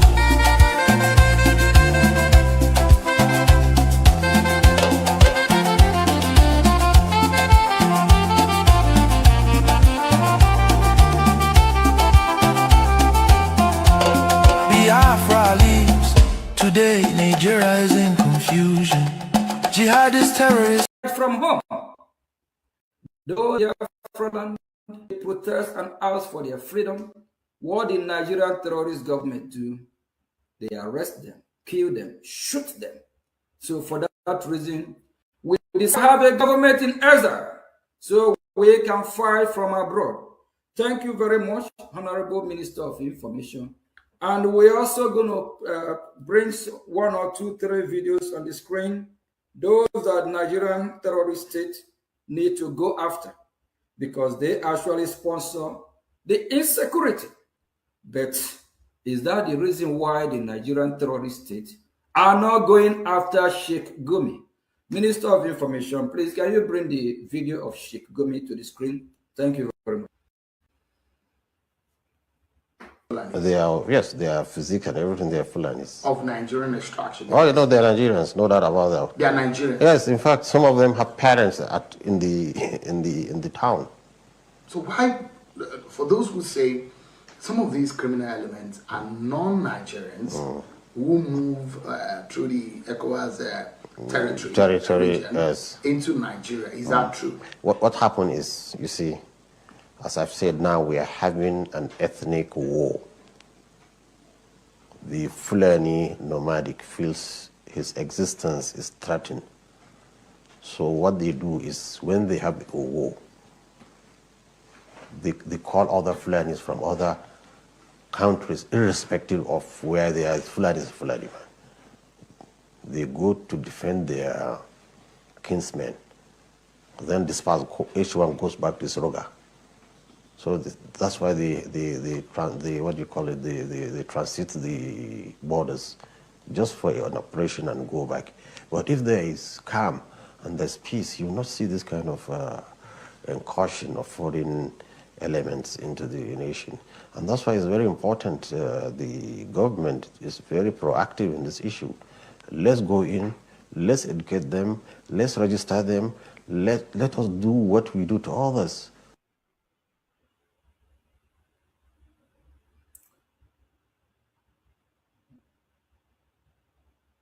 Thank you very much, Minister. Sheikh Gumi, a terrorist man, said they need to educate the terrorists. They need to live with them. They need to do to them what they do to others. What do they do to others? Reintegrate them into the military. What do they do to others? They pay them a sum of money in millions depending on how many innocent citizens they kill. Instead of this Nigerian terrorist government, who know their hideout, who know how they can stop these terrorists. Turn a blind eye. They're coming after me, Mazio Gechuku. Nkere, a former president named Obasanjo. Obasanjo said the insecurity in Nigeria can never stop. My fellow citizens, are we going to remain in a country that the insecurity can never stop? Are we going to be part of a country that breeds, sponsor, support insecurity? Obasanjo made it clear that the politicians, governors, they sponsor the insecurity. This disgraced country called Nigeria, they should go after the sponsors of the insecurity happening in Nigeria and leave me hell a fucking alone. Terrorist state of Nigeria, they sponsor the insecurity. Let them leave Mazio Gechuku Nkere alone. Obasanjo made it clear the insecurity can never stop. That the government sponsor the insecurity. Then why are they coming after me here, United States of America? Thank God we have not turned United States of America to be the battlefield. Here in Washington, we will destroy Nigeria with truth. Here in Washington, we will expose Nigeria like never before, a shithole, disgraced country. A country that don't care about humanity. A country that care about citizens. Look at United States heroines.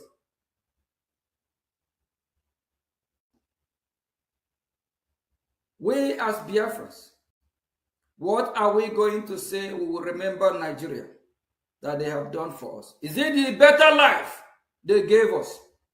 Is it the better opportunity? Is it the good life? Is it the school system, sewer system, the infrastructures in our land that they make better? Is it the road, hospital? Is it the economy that they provide for the citizens of Biafra? So that after our children graduate from their high school or college, they can acquire a good paying job of which they can start family with. None of the above. God punished the entity called Nigeria. Very disgrace. They are not ashamed of themselves. After United States of America, I advise this useless country what to do to stop the insecurity. America advised them to abolish this Sharia since Nigeria is supposed to be a secular country. What did they do in return? And this Sheikh Gumi here is telling the government of Nigeria, because he worked with the government of Nigeria. He's telling the government of Nigeria to pay the terrorists, to pump money to the terrorists, to integrate the terrorists to the military. And do you think the Biafran people will not defend? Information, I think we have some few to go through. Can you play the video with, the protest? Because a lot of people will be the first time tuning in Biafra. We will keep this country. If I have what it takes, I will save the people of Nigeria. I'm already saving Biafra. Attention, the Middle Belt and the Southwest, maybe rise up. Call Nigeria, I will burn it down. Thank you very much. Let me say that if the federal government have demonstrated capacity and can arrest Nnamdi Kanu, they should also exhibit the same zeal and will and decision to arrest these Fulani herdsmen that are terrorizing our state and our country.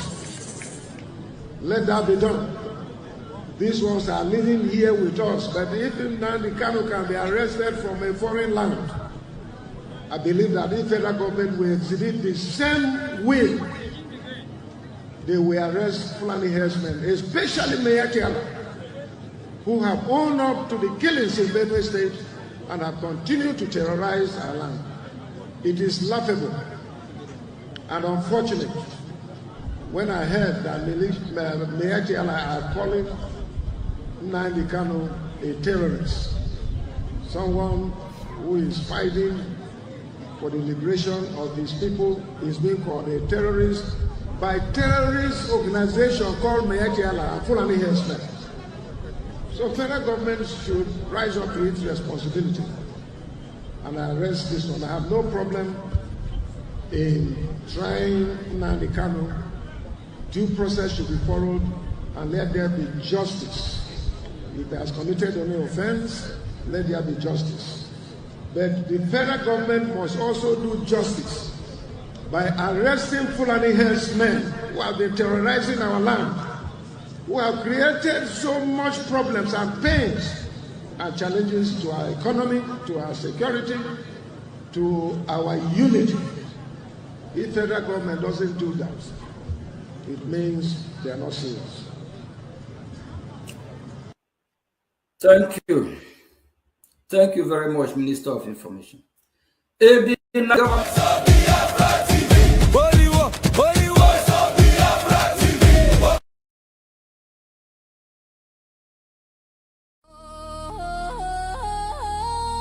Voice of Biafra TV, the voice of truth, the voice of the people. There is only one broadcasting network. Voice of Biafra TV. The first, the best, and the last. Voice of Biafra TV. We lead, we shine, we last. The first, the best, and the last. From the east to the world, hear the truth unfold. No other station does it better. Truth be told, real stories, real power, real Biafran soul. Every day, every hour, we taking control. Breaking every silence, letting voices rise. Standing for the people, opening their eyes. Strong and unshaken, both for all to see. Broadcasting the future. Voice of Biafra TV. There is only one broadcasting network. Voice of Biafra TV. The first, the best, and the last. Voice of Biafra TV. First to speak, best to watch, last to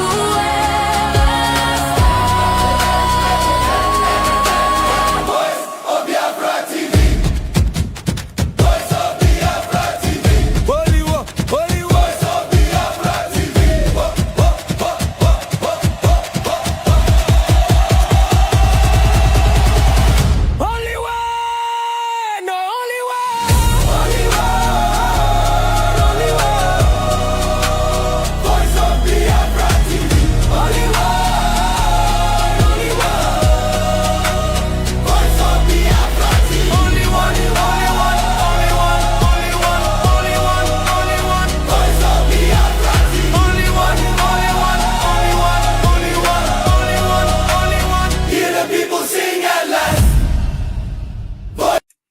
Jekaba.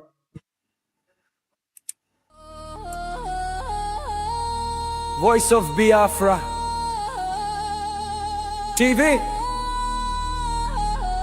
the voice of truth, the voice of the people. There is only one broadcasting network. Voice of Biafra TV. The first, the best, and the last. Voice of Biafra TV. We lead, we shine, we last. The first, the best, and the last. From the east to the world, hear the truth unfold. No other station does it better. Truth be told, real stories, real power, real Biafran soul. Every day, every hour, we taking control. Breaking every silence, letting voices rise. Standing for the people, opening their eyes. Strong and Welcome to Voice of Biafra TV. It's morning, it's afternoon, and it's night, depending on your time zone. I bring you warm greetings. This is Voice of Biafra Television. And we are coming out on a series of platforms. We are live and direct on live television channels all over Africa. We are live and direct on YouTube, Facebook, Twitter, and many other platforms. And we salute all of you for joining. You can call into the program with the number that will be displayed on the screen. Tomorrow is Heroes Remembrance Day, and we continue to remember our heroes, and we continue to fight and to give them what they need. Welcome to Voice of Biafra Television. Voice of Biafra TV. There is only one broadcasting network. Voice of Biafra TV. The first, the best, and the last. Voice of Biafra TV. First to speak, best to watch, last to ask. Voice of Biafra TV. Voice of Biafra TV. Holy war, holy war. Voice of Biafra TV.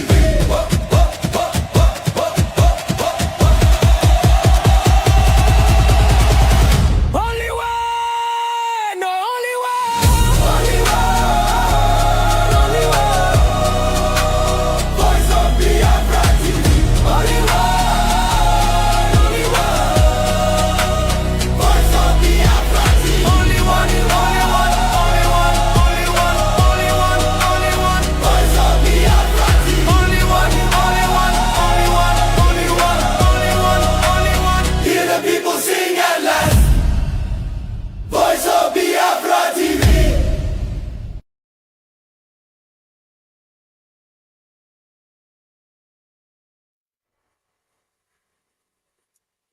Welcome back to Voice of Biafra Television, and we are live and direct on all media platforms. Somebody just threw a question, and the question is, Mazi, I'm just curious, is Danjuma still alive? I really want T.Y. Danjuma to be alive so that he can see the goodness of God. Because God has used T.Y. Danjuma to send messages to the children of God in Nigeria. And it then depends on all of them that are ready. And those that are not ready, they still continue to sit on the fence. God has used T.Y. Danjuma to open the eyes of many Nigerians and to tell many of you what you should know and what you should hear, and how you should wake up and stand against the terrorists. Tomorrow is Saturday, and we are happy to be alive in this very present dispensation and to talk about Biafra and to tell the world about Biafra. I come with a very happy heart. Yes. I come with a very happy heart because the U.S. government officials has proven once again that they don't turn their backs on those that have their interests and those decides to work with them. Even as we have not gotten our recognition yet from American government officially. I am perplexed and I am overjoyed at the same time to tell you that U.S. government officials are already defending Brgie Prime Minister Nkere, while Finland and Britain betrayed Mazi Simon Ekpa and Mazi Nnamdi Kanu. They sold them out. That's what they did. If Mazi Nnamdi Kanu and Mazi Simon Ekpa happen to have been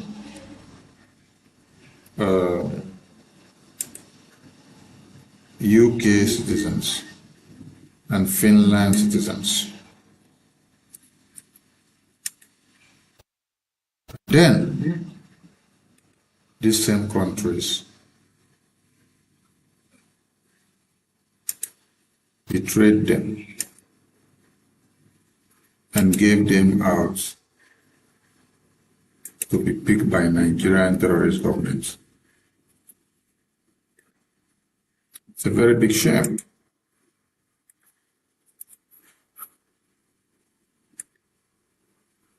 Very big shame that I don't know how to explain to many of you, because I have tried how to put it all together and to see how it will come out. But it's very shameful to say it.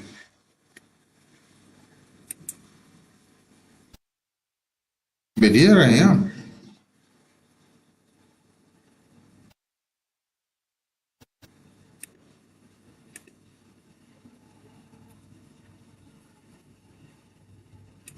Talking to you about what the U.S. government officials are already doing as they see Nigerian government trying to drag Brgie Prime Minister Nkere to their caricature Nkere dance that they want to start dancing.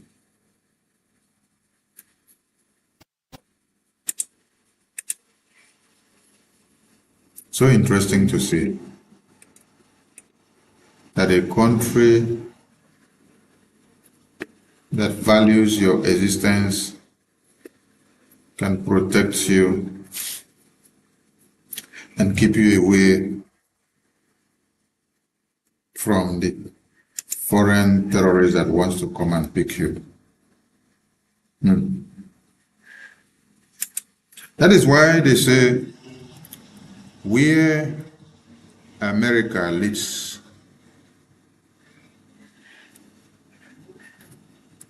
others follows.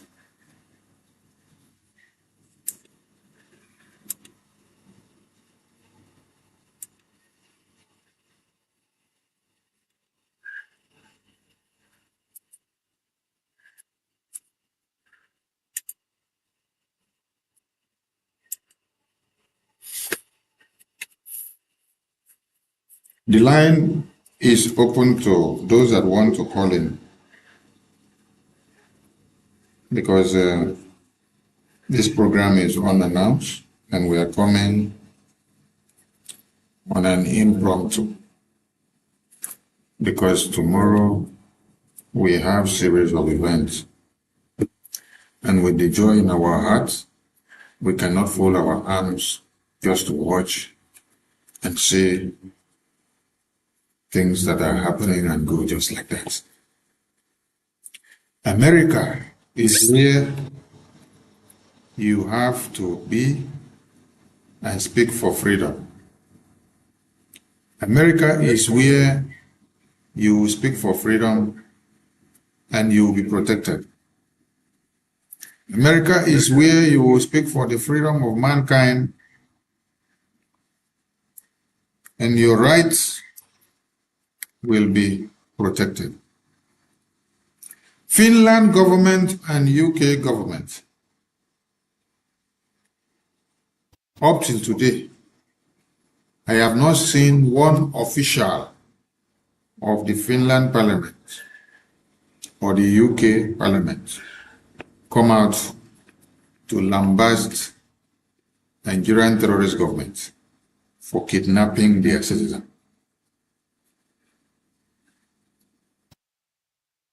Instead, they trade the freedom of their citizens for monetary values. They trade the freedom of their citizens for business values and interests. Recently, all of you saw that the UK government hosted Nigerian government officials. These are the people that kidnapped Mazen Nnamdi, and they kidnap your own citizen. And you say that your citizen is Nnamdi. You said he is using your own British passport. And then one country kidnapped him and they lock him up. They sentence him to life imprisonment. Until today, as we speak, you have not come out to say anything about his kidnapping and his imprisonment. Rather, what you do is that you invite the same terrorist governments that kidnapped these your citizens, you give them a befitting banquet feast. You call all of them to the royal castle in UK. All of you sat down, you drank, you enjoyed, you celebrated a job well done of kidnapping a citizen that was using your passport, simply because of oil and gas. Simply because he is not a bona fide citizen of United Kingdom. I want all of us to understand something. Other countries will defend you even when you are not born in their country and then you acquire their citizenship. But the United Kingdom and the European government will not do it. Why? Because of the business interests that they have.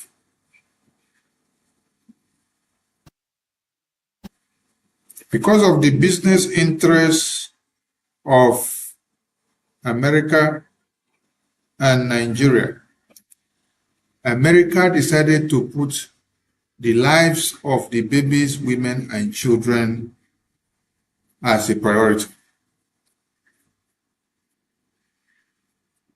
They don't put the business first. They put lives of the babies, women, and children as a priority. They sanction Nigerian government. They designate Nigerian government as a country of particular concern. They sanction their officials. They place visa ban on Nigerian passports because their government has refused to disband Sharia law, who is killing every babies, women, and children on a daily basis. The Sharia law that has made Nigeria to become unlivable to all of you. The Sharia law that has made Nigeria to become a shrine of injustice. The Sharia law that has made Nigeria to become where they slaughter your mothers, your fathers, your children on a daily basis. The Sharia law that gives boldness to the Nigerian terrorist government and the terrorists themselves to be paid after they cut off your heads, after they cut off your brains, after they slaughter you to pieces, after they take what does not belong to them. This is what the Sharia law is able to do. The Sharia law gives them the power to do all this. But the Nigerian government are very okay with the Sharia law. Nigerian government refused to disband Sharia law on the mandate and order of the American government, which is to save the lives of the citizens. Was the American government not so good in business when they put their business interests aside? They placed the values of lives. They placed the importance of the babies, women, and children's lives first.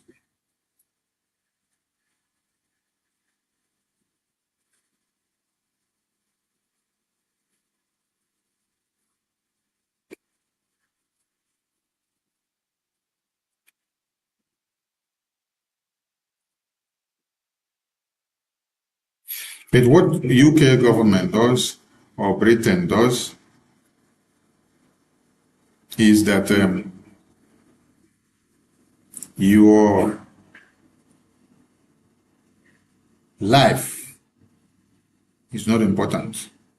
It is the resources that is important. Britain and Finland don't care about their citizens. They can sell their integrity for oil and gas and for business interests. But we are happy to announce to you today that US officials are already defending the Biafra Republic government and as a Prime Minister. Okay, Nkere. How I wish Mazi Nnamdi Kanu was in UK. And then he left UK and came to America to stay in America to fight for Biafra. How I wish Mazi Simon Ekpa was in Finland and then he left Finland and came to America to stay in America to fight for the freedom of Biafra. If we had these three forces of men joined together, alive and breathing in one place, I wonder the height that we would have attended at this time. Having all of them here, putting all their hands together, putting all the forces together. With the effort that Prime Minister Nkere has done in Washington, D.C., even without having all the support of the entire Biafran people, he has shaken Nigeria to the point that Nigeria is now shaking and afraid of Nkere. With the lobbying work that is happening in Washington, D.C. with the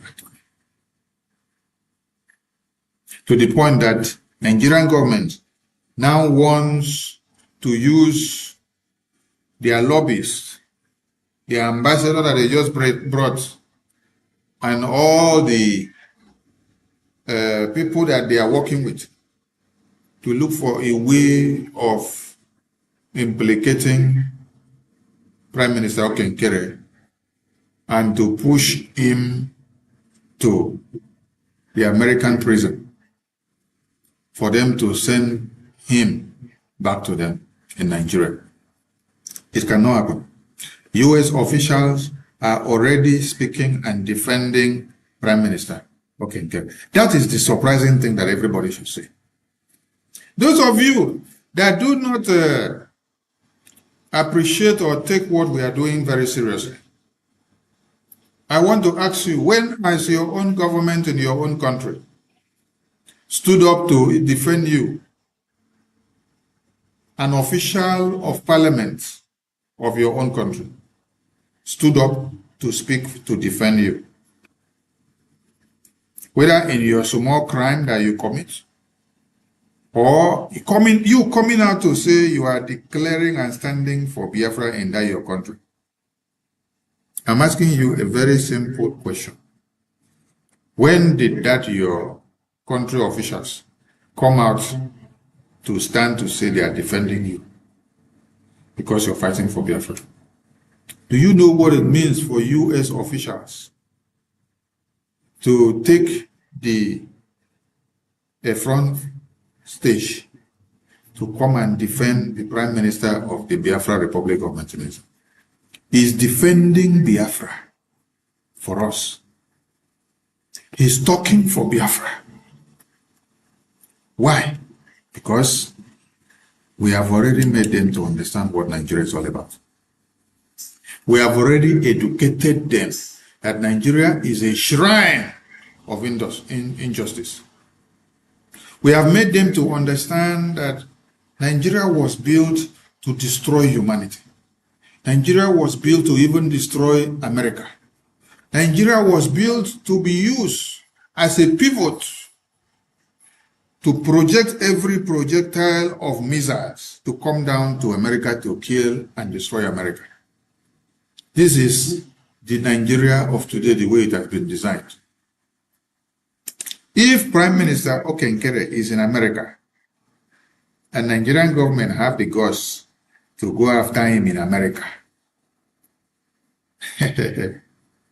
why couldn't they do so to Finland? And why can't they do so in Kenya? And why can't they, as they have kidnapped Mazen and Dekano and put in their caves, why can't they now be staying there and giving Nnamdi Kanu a false script and command for him to carry out, so that all of you here will become confused? And on this very note, I want to make a public announcement. If you know going forward today that you are not comfortable with BRGI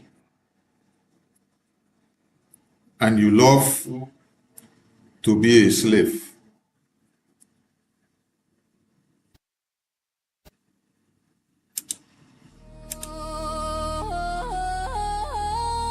Voice of Biafra TV, the voice of truth, the voice of the people. There is only one broadcasting network. Voice of Biafra TV, The first, the best, and the last. Voice of Biafra TV. We lead, we shine, we last. The first, the best, and the last. From the east to the world, hear the truth unfold. No other station does it better. Truth be told, real stories, real power, real Biafran soul. Every day, every hour, we taking control. Breaking every silence, letting voices rise. Standing for the people, opening their eyes. Strong and unshaken, both for all to see. Broadcasting the future. Voice of Biafra TV. is only one. Only one protest. Welcome back to Voice of Biafra TV. I said, if you know that you are not comfortable with Brgie and you cannot go with the brutality that we carry, there's one thing you need to understand. And I said this a few months ago. I said the phase of the Biafra freedom that we are going into now is going to be more brutal. Number one, Nigerian government will come after you. Number two, there will be pressure coming from inside Nigeria. They will use all our leaders in prison to implement series of scripts. And you can see those scripts coming out as Sokoto Declaration. You can see some other scripts coming out from Finland, where they will come and say, Mazi Simon, say like this and say like that. These are part of the scripts. Many of you are already falling and becoming fools at your 80s and 50s and 60s to 100 men of Sokoto Declaration. I pity for you and I weep because I see stupidity running through your veins. Yes, because I don't know how you have been shouting Brgie, Brgie. You followed Mazi Simon Ekpa when he was here. You went to Finland. You were shouting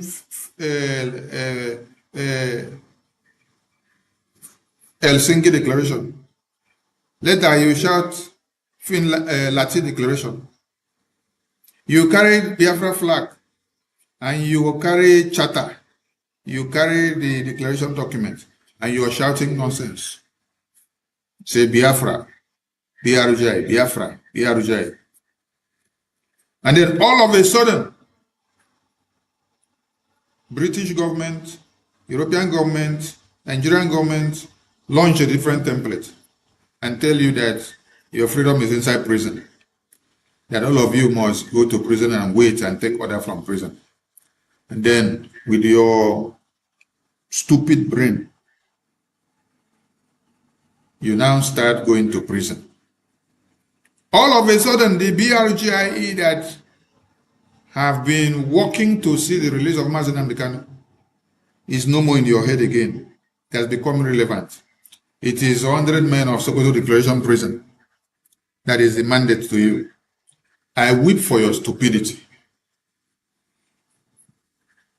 I weep for the people that have laid curses on you, because some of these things are happening because of the curses that people lay on you. Without Brgie going to Washington, D.C., what is happening in Nigeria today would. Without the congressional testimony that was submitted in June 2025, everything that we demanded of the U.S. government in that congressional testimony is what the U.S. government have implemented on Nigeria and against Nigeria today. We even appeared again on the 18th of September inside the White House Congress, where none of you have ever been, where your grandparents have never been. But history brought itself to fruition under our watch to see that we appear live and direct in U.S. Congress to give a congressional testimony in that briefing. That has not sunk into your head. Over 2 pages of the congressional testimony that is submitted centers on Mazi Nnamdi Kanu release and Mazi Simon Ekpa's release and the transnational repression that Nigeria and Finland has meted on Biafran citizens. That has not entered your head. We submitted a business deal and proposal to the U.S. government on the prospect of Biafra, what America will gain and what Biafra will gain, and what we will work in common to secure the safety of lives and properties of the Biafran people and every Christians in Nigeria and in the entire Sahel of Africa. That did not enter your head.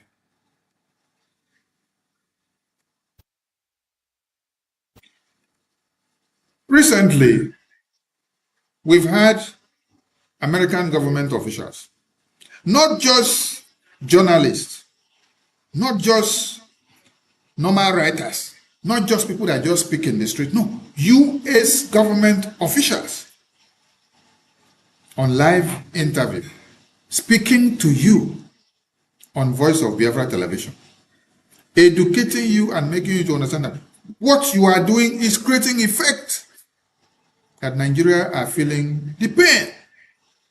That did not enter your head. Now,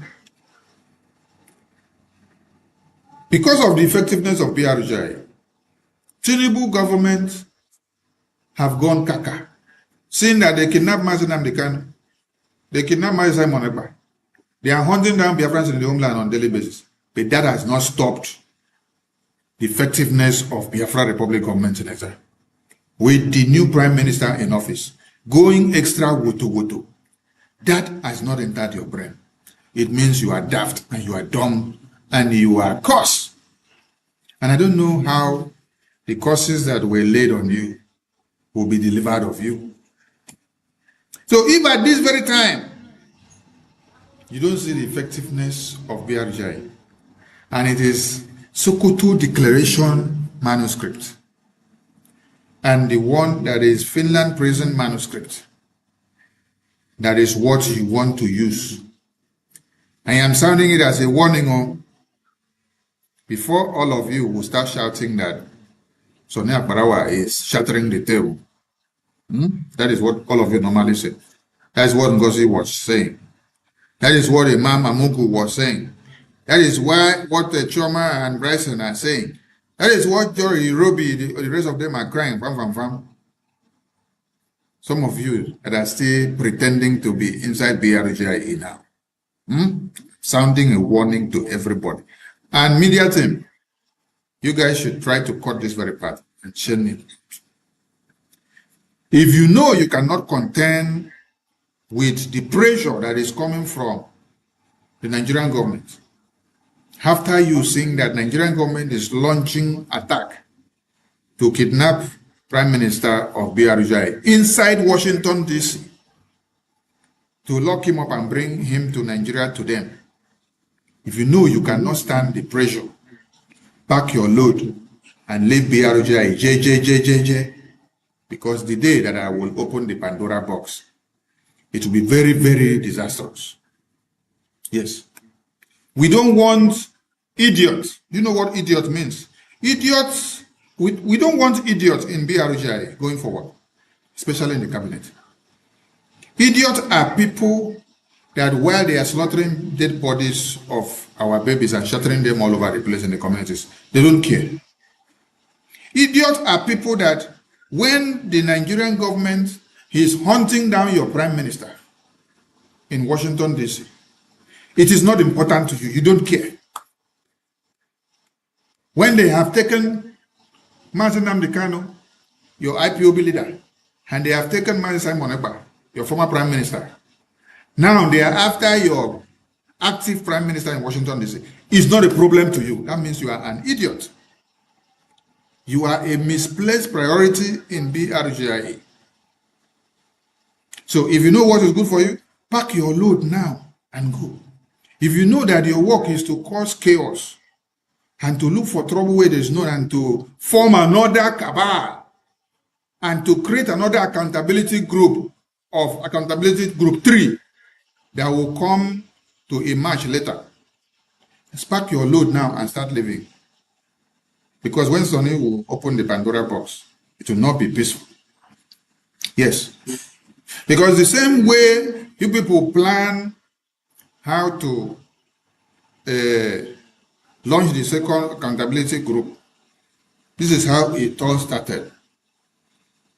Sokoto Declaration has come out now. 100 men option has come out. A Mama Mugu group is there. Bravo Fulani group is there. IPOB accountability group is there. Oaneze and Afi and Igbo Congress, they are there. You can go and join any of them. If you want to become a problem with this 100 men group and this Sokoto Declaration nonsense and any prison nonsense decree to come and use it to distort Biafran's brand, I will pack you where you have to be. Mazi Simon Ekpa was in Europe. Mazi Nnamdi Kanu was in UK. And Nigerian government picked him up. Now, Mazi Nkere is in America. And they want to pick him up. And that is not a problem to some of you. And then American government officials are coming out to speak to defend BRGI and to defend Mazi Nkere, your prime minister. That is not a problem to some of you. And you're not doing anything. You are all in Europe. You are all in America. You are all in UK. But Sonny is in Africa. And his face is coming out here every day. He's talking and creating awareness and keeping the tempo high. While you that is in Europe, you that is in America, you that is in UK, you that is in Asia, you feel discomfort more than me that is in Africa. Whereas I am the one that is at the prime scene that can be taken out anytime. You're all comfortable where you are, but your prime minister is threatened to be taken out. It's not a problem to many of you. If you know that BRGI, the pressure that is coming on BRGI, you cannot contend with it. And it is very, very brutal for you. Just pack your load and go. Don't attempt to destroy the minds of many others, because it will be very, very bad. Like I said before, media team, please cut this part and send it out. And I am very, very happy that American government officials are defending BRGI and defending Mazi Nkere, the Prime Minister. And I repeat it again, how I wish Mazi Nnamdi Kanu was in America, or he was in UK and then he relocated to America to seek refuge in America and then stayed there to fight for our freedom. How I wish Mazi Simon Ekpa was in Europe and then he relocated to America and stayed there to fight for Biafra. How I wish all of them met together with the active prime minister in office today, Mazi Nkere in America, and then they join all the forces together. We would have gone very far. Yes, the formidability of many people would have been straightforward going. But we did not know that UK can sell their own because of their oil and gas interests. We did not know that Europe can sell their own because of their oil and gas interests.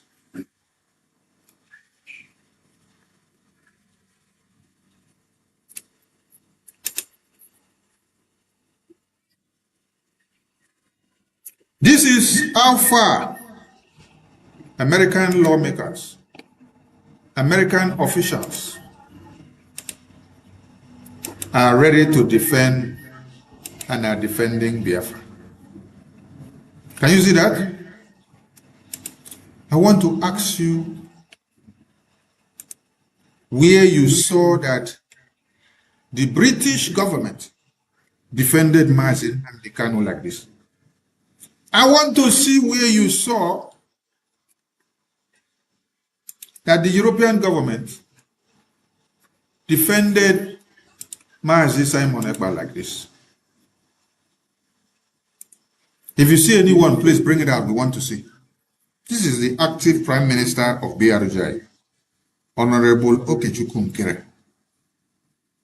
In one of his diplomatic meetings with Ambassador Tibonash, there they are. And today, as Nigerian terrorist government are launching attack to pick the Prime Minister of BRGI out of America because of Biafra, after they have felt the fire, these U.S. government officials are speaking up against Nigeria. And they are telling Nigerian government that Nigeria's transnational repression is not acceptable in American soil. with American citizens. Unlike Finland and United Kingdom, that has allowed their citizen Simon Ekpa, Nnamdi Kanu, to be kidnapped and imprisoned by Nigerian government pressures, respectively. This is how a government that has your interest and protects you are supposed to be speaking.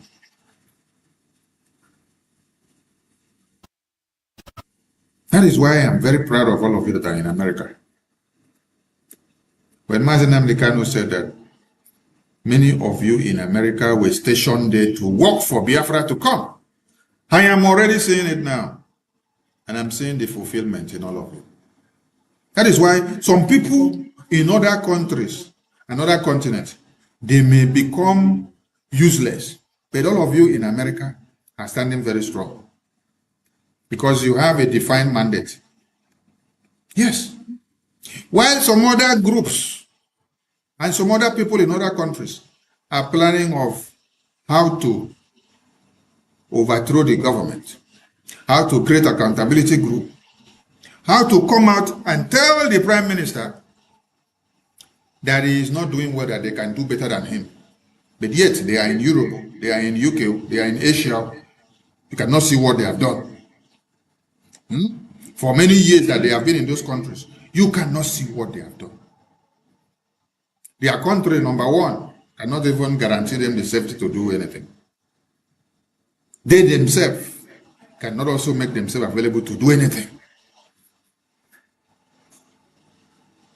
But only people in America can make themselves available. From their tithe and offering and their blood and everything, they will sacrifice their family, their business, their time and everything. When you see Prime Minister Nkere traveling to Washington, D.C. to meet the U.S. lawmakers, you think that he doesn't have a job? He closed down his business. The other time you saw Honorable Mighty Dot alongside with the Prime Minister. They closed down their work. They closed down their family affairs. They closed down their business. The other time you saw Honorable Chima. The other time you saw Honorable Noye. This is a woman. A woman is putting her life in the front stage. You also saw Honorable Love. Who have you not seen? Is it the COS? And the Prime Minister is always calling on all of his officials that are available in America for them to also be part and parcel of his political outreach, so that they will also be learning and getting to understand what he is facing there and what he's doing. While some of you are thinking of how to go and do Sokoto Declaration, how to go and do 100 men nonsense, how to go and do Finland Declaration in the prison, you are always reading the scripts of your enemies. It's so pathetic.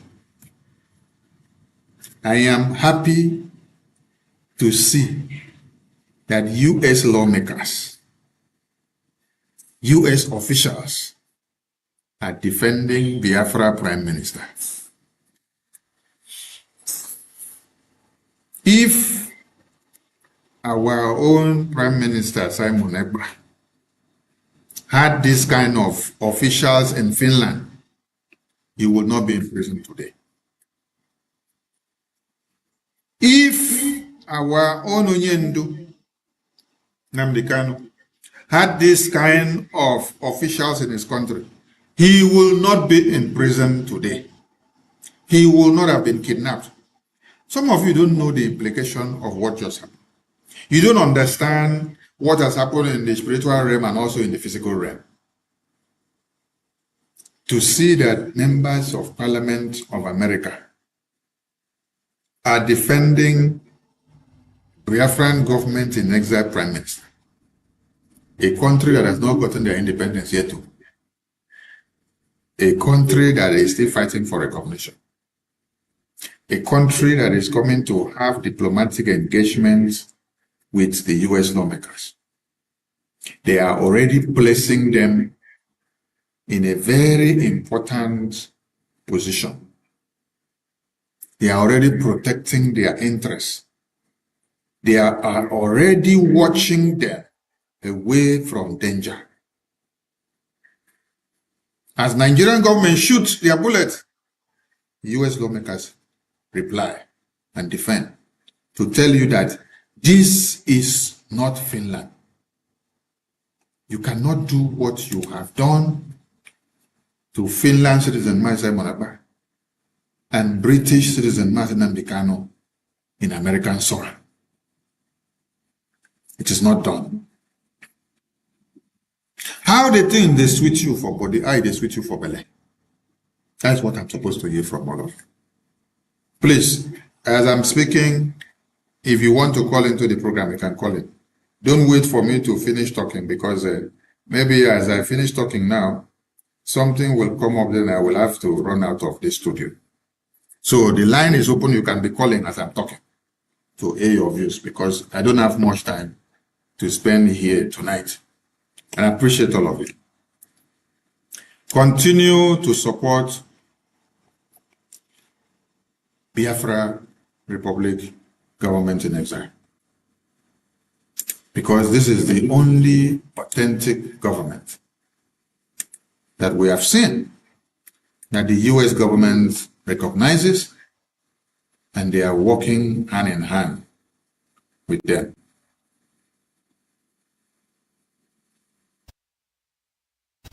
Now, Nigeria is a very big soup. Littoral, for those of you that do not know littoral, it's something else that they just brought up. All eyes on Nigeria. Hold on, let me check my sound. Let me see if it's back. All right, sound system is back now. I can hear myself very well. This is Littoral. Littoral is who? Is the chairman of the DOJ task force to combat anti-Semitism and senior counsel at the U.S. Justice Department. Littoral says, all eyes on the massacre of Christians in Nigeria by Islamic terrorists. Yes, the radar is on Nigeria now. That is why you see that Nigerian government are going crazy. Why are they going crazy? Because Prime Minister Nkere has opened the Anyash already in Washington, D.C.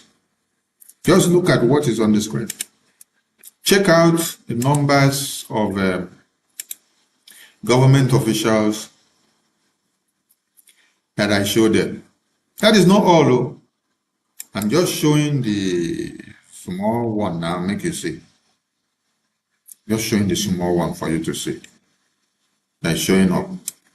I'm just showing the small one for you to see. Oh, if I have to bring more now, this screen go full because it's plenty. I want to ask Nigerian government, having seen that this Prime Minister of the Republic government in exile have met virtually all the US government officials, and has educated them and briefed them of the Biafran affairs and the Nigerian terrorist government affairs. How do you think that picking him out will be very easy for you? Please, I want to ask this question. I want everybody to help me to answer. Nigerian government. How do you think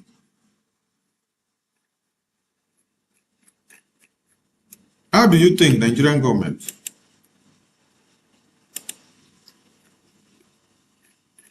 that taking out Prime Minister Nkere in Washington, D.C. would be very, very easy for you? Now, question I ask you, Because some of you don't think. Some of you don't ask questions. You want to go after Prime Minister Nkere. Okay, go now. When you collect woto in America, you remember that America is not Finland and America is not UK. Oh, great God. So nice to hear that some people are going crazy because of Biafra. So American government gave Nigeria woto. You know that they have done, and then it's becoming very visible. Now this is Leo Terror with Prime Minister Nkere. Can you see him? He said, "We will not be silent about the genocide against Christians in Nigeria by jihadist terrorist monsters." He is not meeting people that are not influencing the policy making in America. He is meeting those ones that are in strategic positions. Those ones that when they will press one button, Nigeria feels the heat different ways. And they ask me a question now. Why wouldn't Nigerian government be crying and peeing in their pants, saying that anywhere Nkere is going and coming out, the kind of photo that is coming out with is meeting important people? If you don't see him meeting people from here, you see him meeting Senator Ted Cruz. The damage that Nigerian government are facing today is coming from Senator Ted Cruz. Senator Ted Cruz is the person that invoked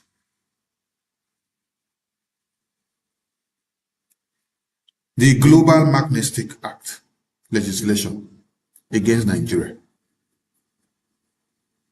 And that is the suffering of Nigeria today.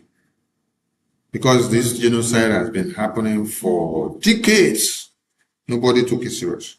There was no opportunity to open up for people to see the reality. Until Senator Ted Cruz now opened the Pandora box against Nigerian government. Now you see that Nigerian government are in pains. They are not in good order. Please tell them that if they are looking for Prime Minister Nkere, they should prepare and eat well before they start going there, because what they will face will be very disastrous. And for every Biafran who do not understand the stage that we are in now, it is a stage of brutality. It is a stage of woto. It is a stage of take it the way you say it. Our memorial message says something, and I want to bring it to the screen. And this is our memorial message photo. It's very peculiar. Yes. The memorial message flyer is very, very peculiar. We need to bring it to the screen to explain something. The memorial message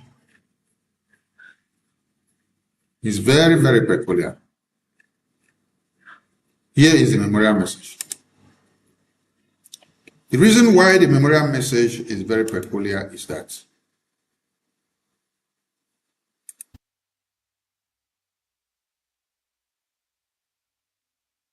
Biafra Heroes Memorial Day, and it goes on to explain something. It said, these heroes, they sacrifice in Biafra land but our voices were not heard in American Congress in 1967 to 70s. And in 2026, we have a voice in Washington, D.C. Yes. Today in 2026, we have a voice in Washington, D.C. And that is what is making all hell to get loose. That is what is putting fire on every brimstone. And we are looking at them and doing Nto. Yes, Nto has to happen. Because we suffered. Those that we send messages to go and speak for us or take message to the U.S. Congress in 1967 to 70s, they decided to become warrant messengers. When they got there, they decided to place their personal interest first. They turned their belly to be their great importance. They ignored the Kwashoko children that were dying. They ignored the babies, women, and children that were dying. They ignored the economic blockade. They ignored the food blockade. They ignored the land A and C blockade that stopped every aid that was coming in to help the Biafran people. And we all died. We did not have a voice in U.S. Congress in 67 to 70s. But today, in 2026, we have a voice in Washington, D.C. Yes. We have a voice in Washington, D.C. And the voice is speaking very loud. That voice that is speaking very loud is what is making Nigeria to go crazy like this. Yes. This is what is making Nigeria to go crazy. Because that voice is speaking very loud in Washington, D.C. God bless Elias Girasoles. God bless Attorney Dabiri, Aman Dabiri. God bless Prime Minister Okechukwu Nkere. And you will continue to be blessed in this generation till another generation.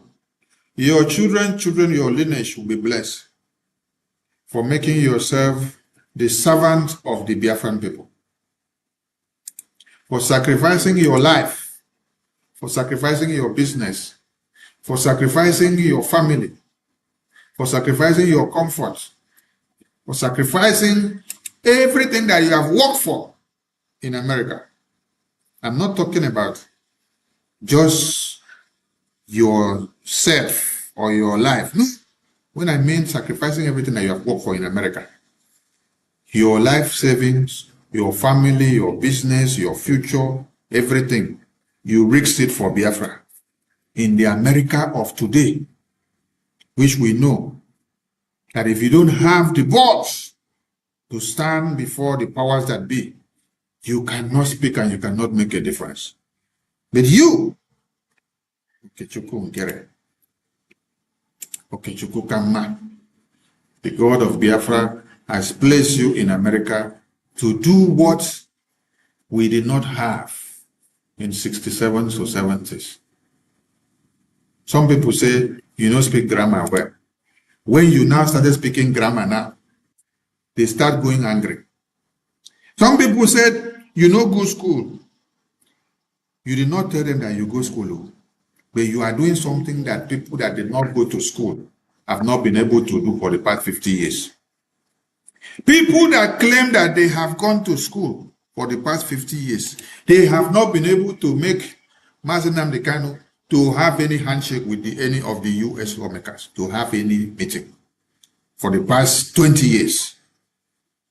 Even those that have been before Mazi Nnamdi Kanu, they were not able to have just one tangible meeting with the U.S. government.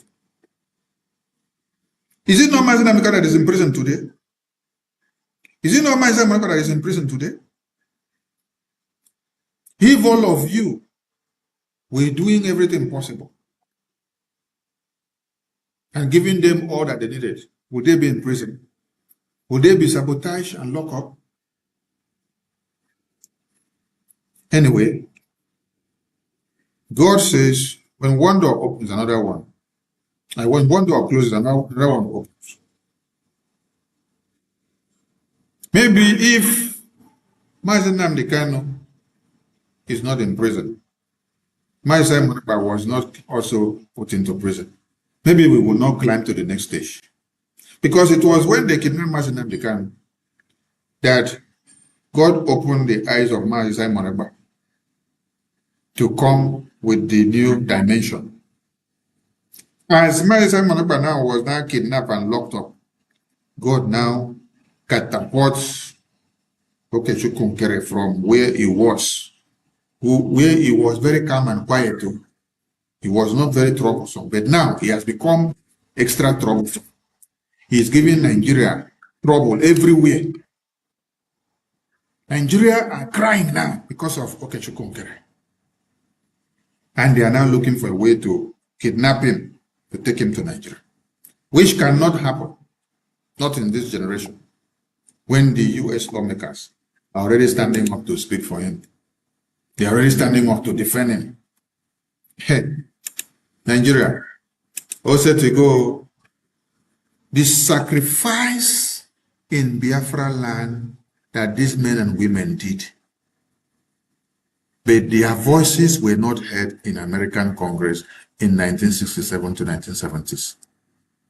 But today, in 2026, we have a voice in Washington, D.C. All praises to God. And thank you to Nkere. Thank you to Elias. Thank you to Attorney Daberi. And thank you to all of you Biafrans who have imposed your confidence on this Prime Minister Nkere, which many people did not have confidence in him because they did not know what he is made of. But now I believe you can tell from the result that is coming. You can tell from what God has used him to do and where we are now. You can see the situation report. Everywhere in America is crying of Nkere. Everywhere that Nigeria agent is in America are crying of Nkere. They thought that after they finished with Simon Ekpa, Nnamdi Kanu, that will be the end. Because every other maniac that comes out was coming out to cause confusion. While Nkere continues with results with the US government. Result. Today, you can see where we are. Don't miss the memorial. Our memorial tomorrow goes with our normal fundraising. Our memorial procession will last for minutes. When I mean minute, I don't mean 1 minute, because many of you will go to school. The way we misinterpret English and grammar is very different. When I mean minute, it means the minute can be up to 1,000 minutes. It can be up to 1 minute, can be up to 3 minutes. So the probability that it is 1,000 minutes is 1. The probability that is 0 minutes is 0, meaning that there is no probability that is less than. It's less than 1. So that means I'm not telling you that they are going to have less than 1 minute. So we are going to have our memorial procession for minutes, as long as God gives us. Then we later go into the fundraising. The memorial procession will be televised and will be coming out from the TV and all the social media platforms. And when we are done with the memorial procession, we will cut off the transmission. Our fundraising cannot be live on live television, because Voice of Biafra is a live television that is being watched everywhere. So the memorial procession will be shot on the live television. When we are done with the memorial procession, we now cut it off. Then we continue the rest of the fundraising inside the Zoom. We have to keep this mantle that God has given us. We need to raise the army of God to go and finish the job.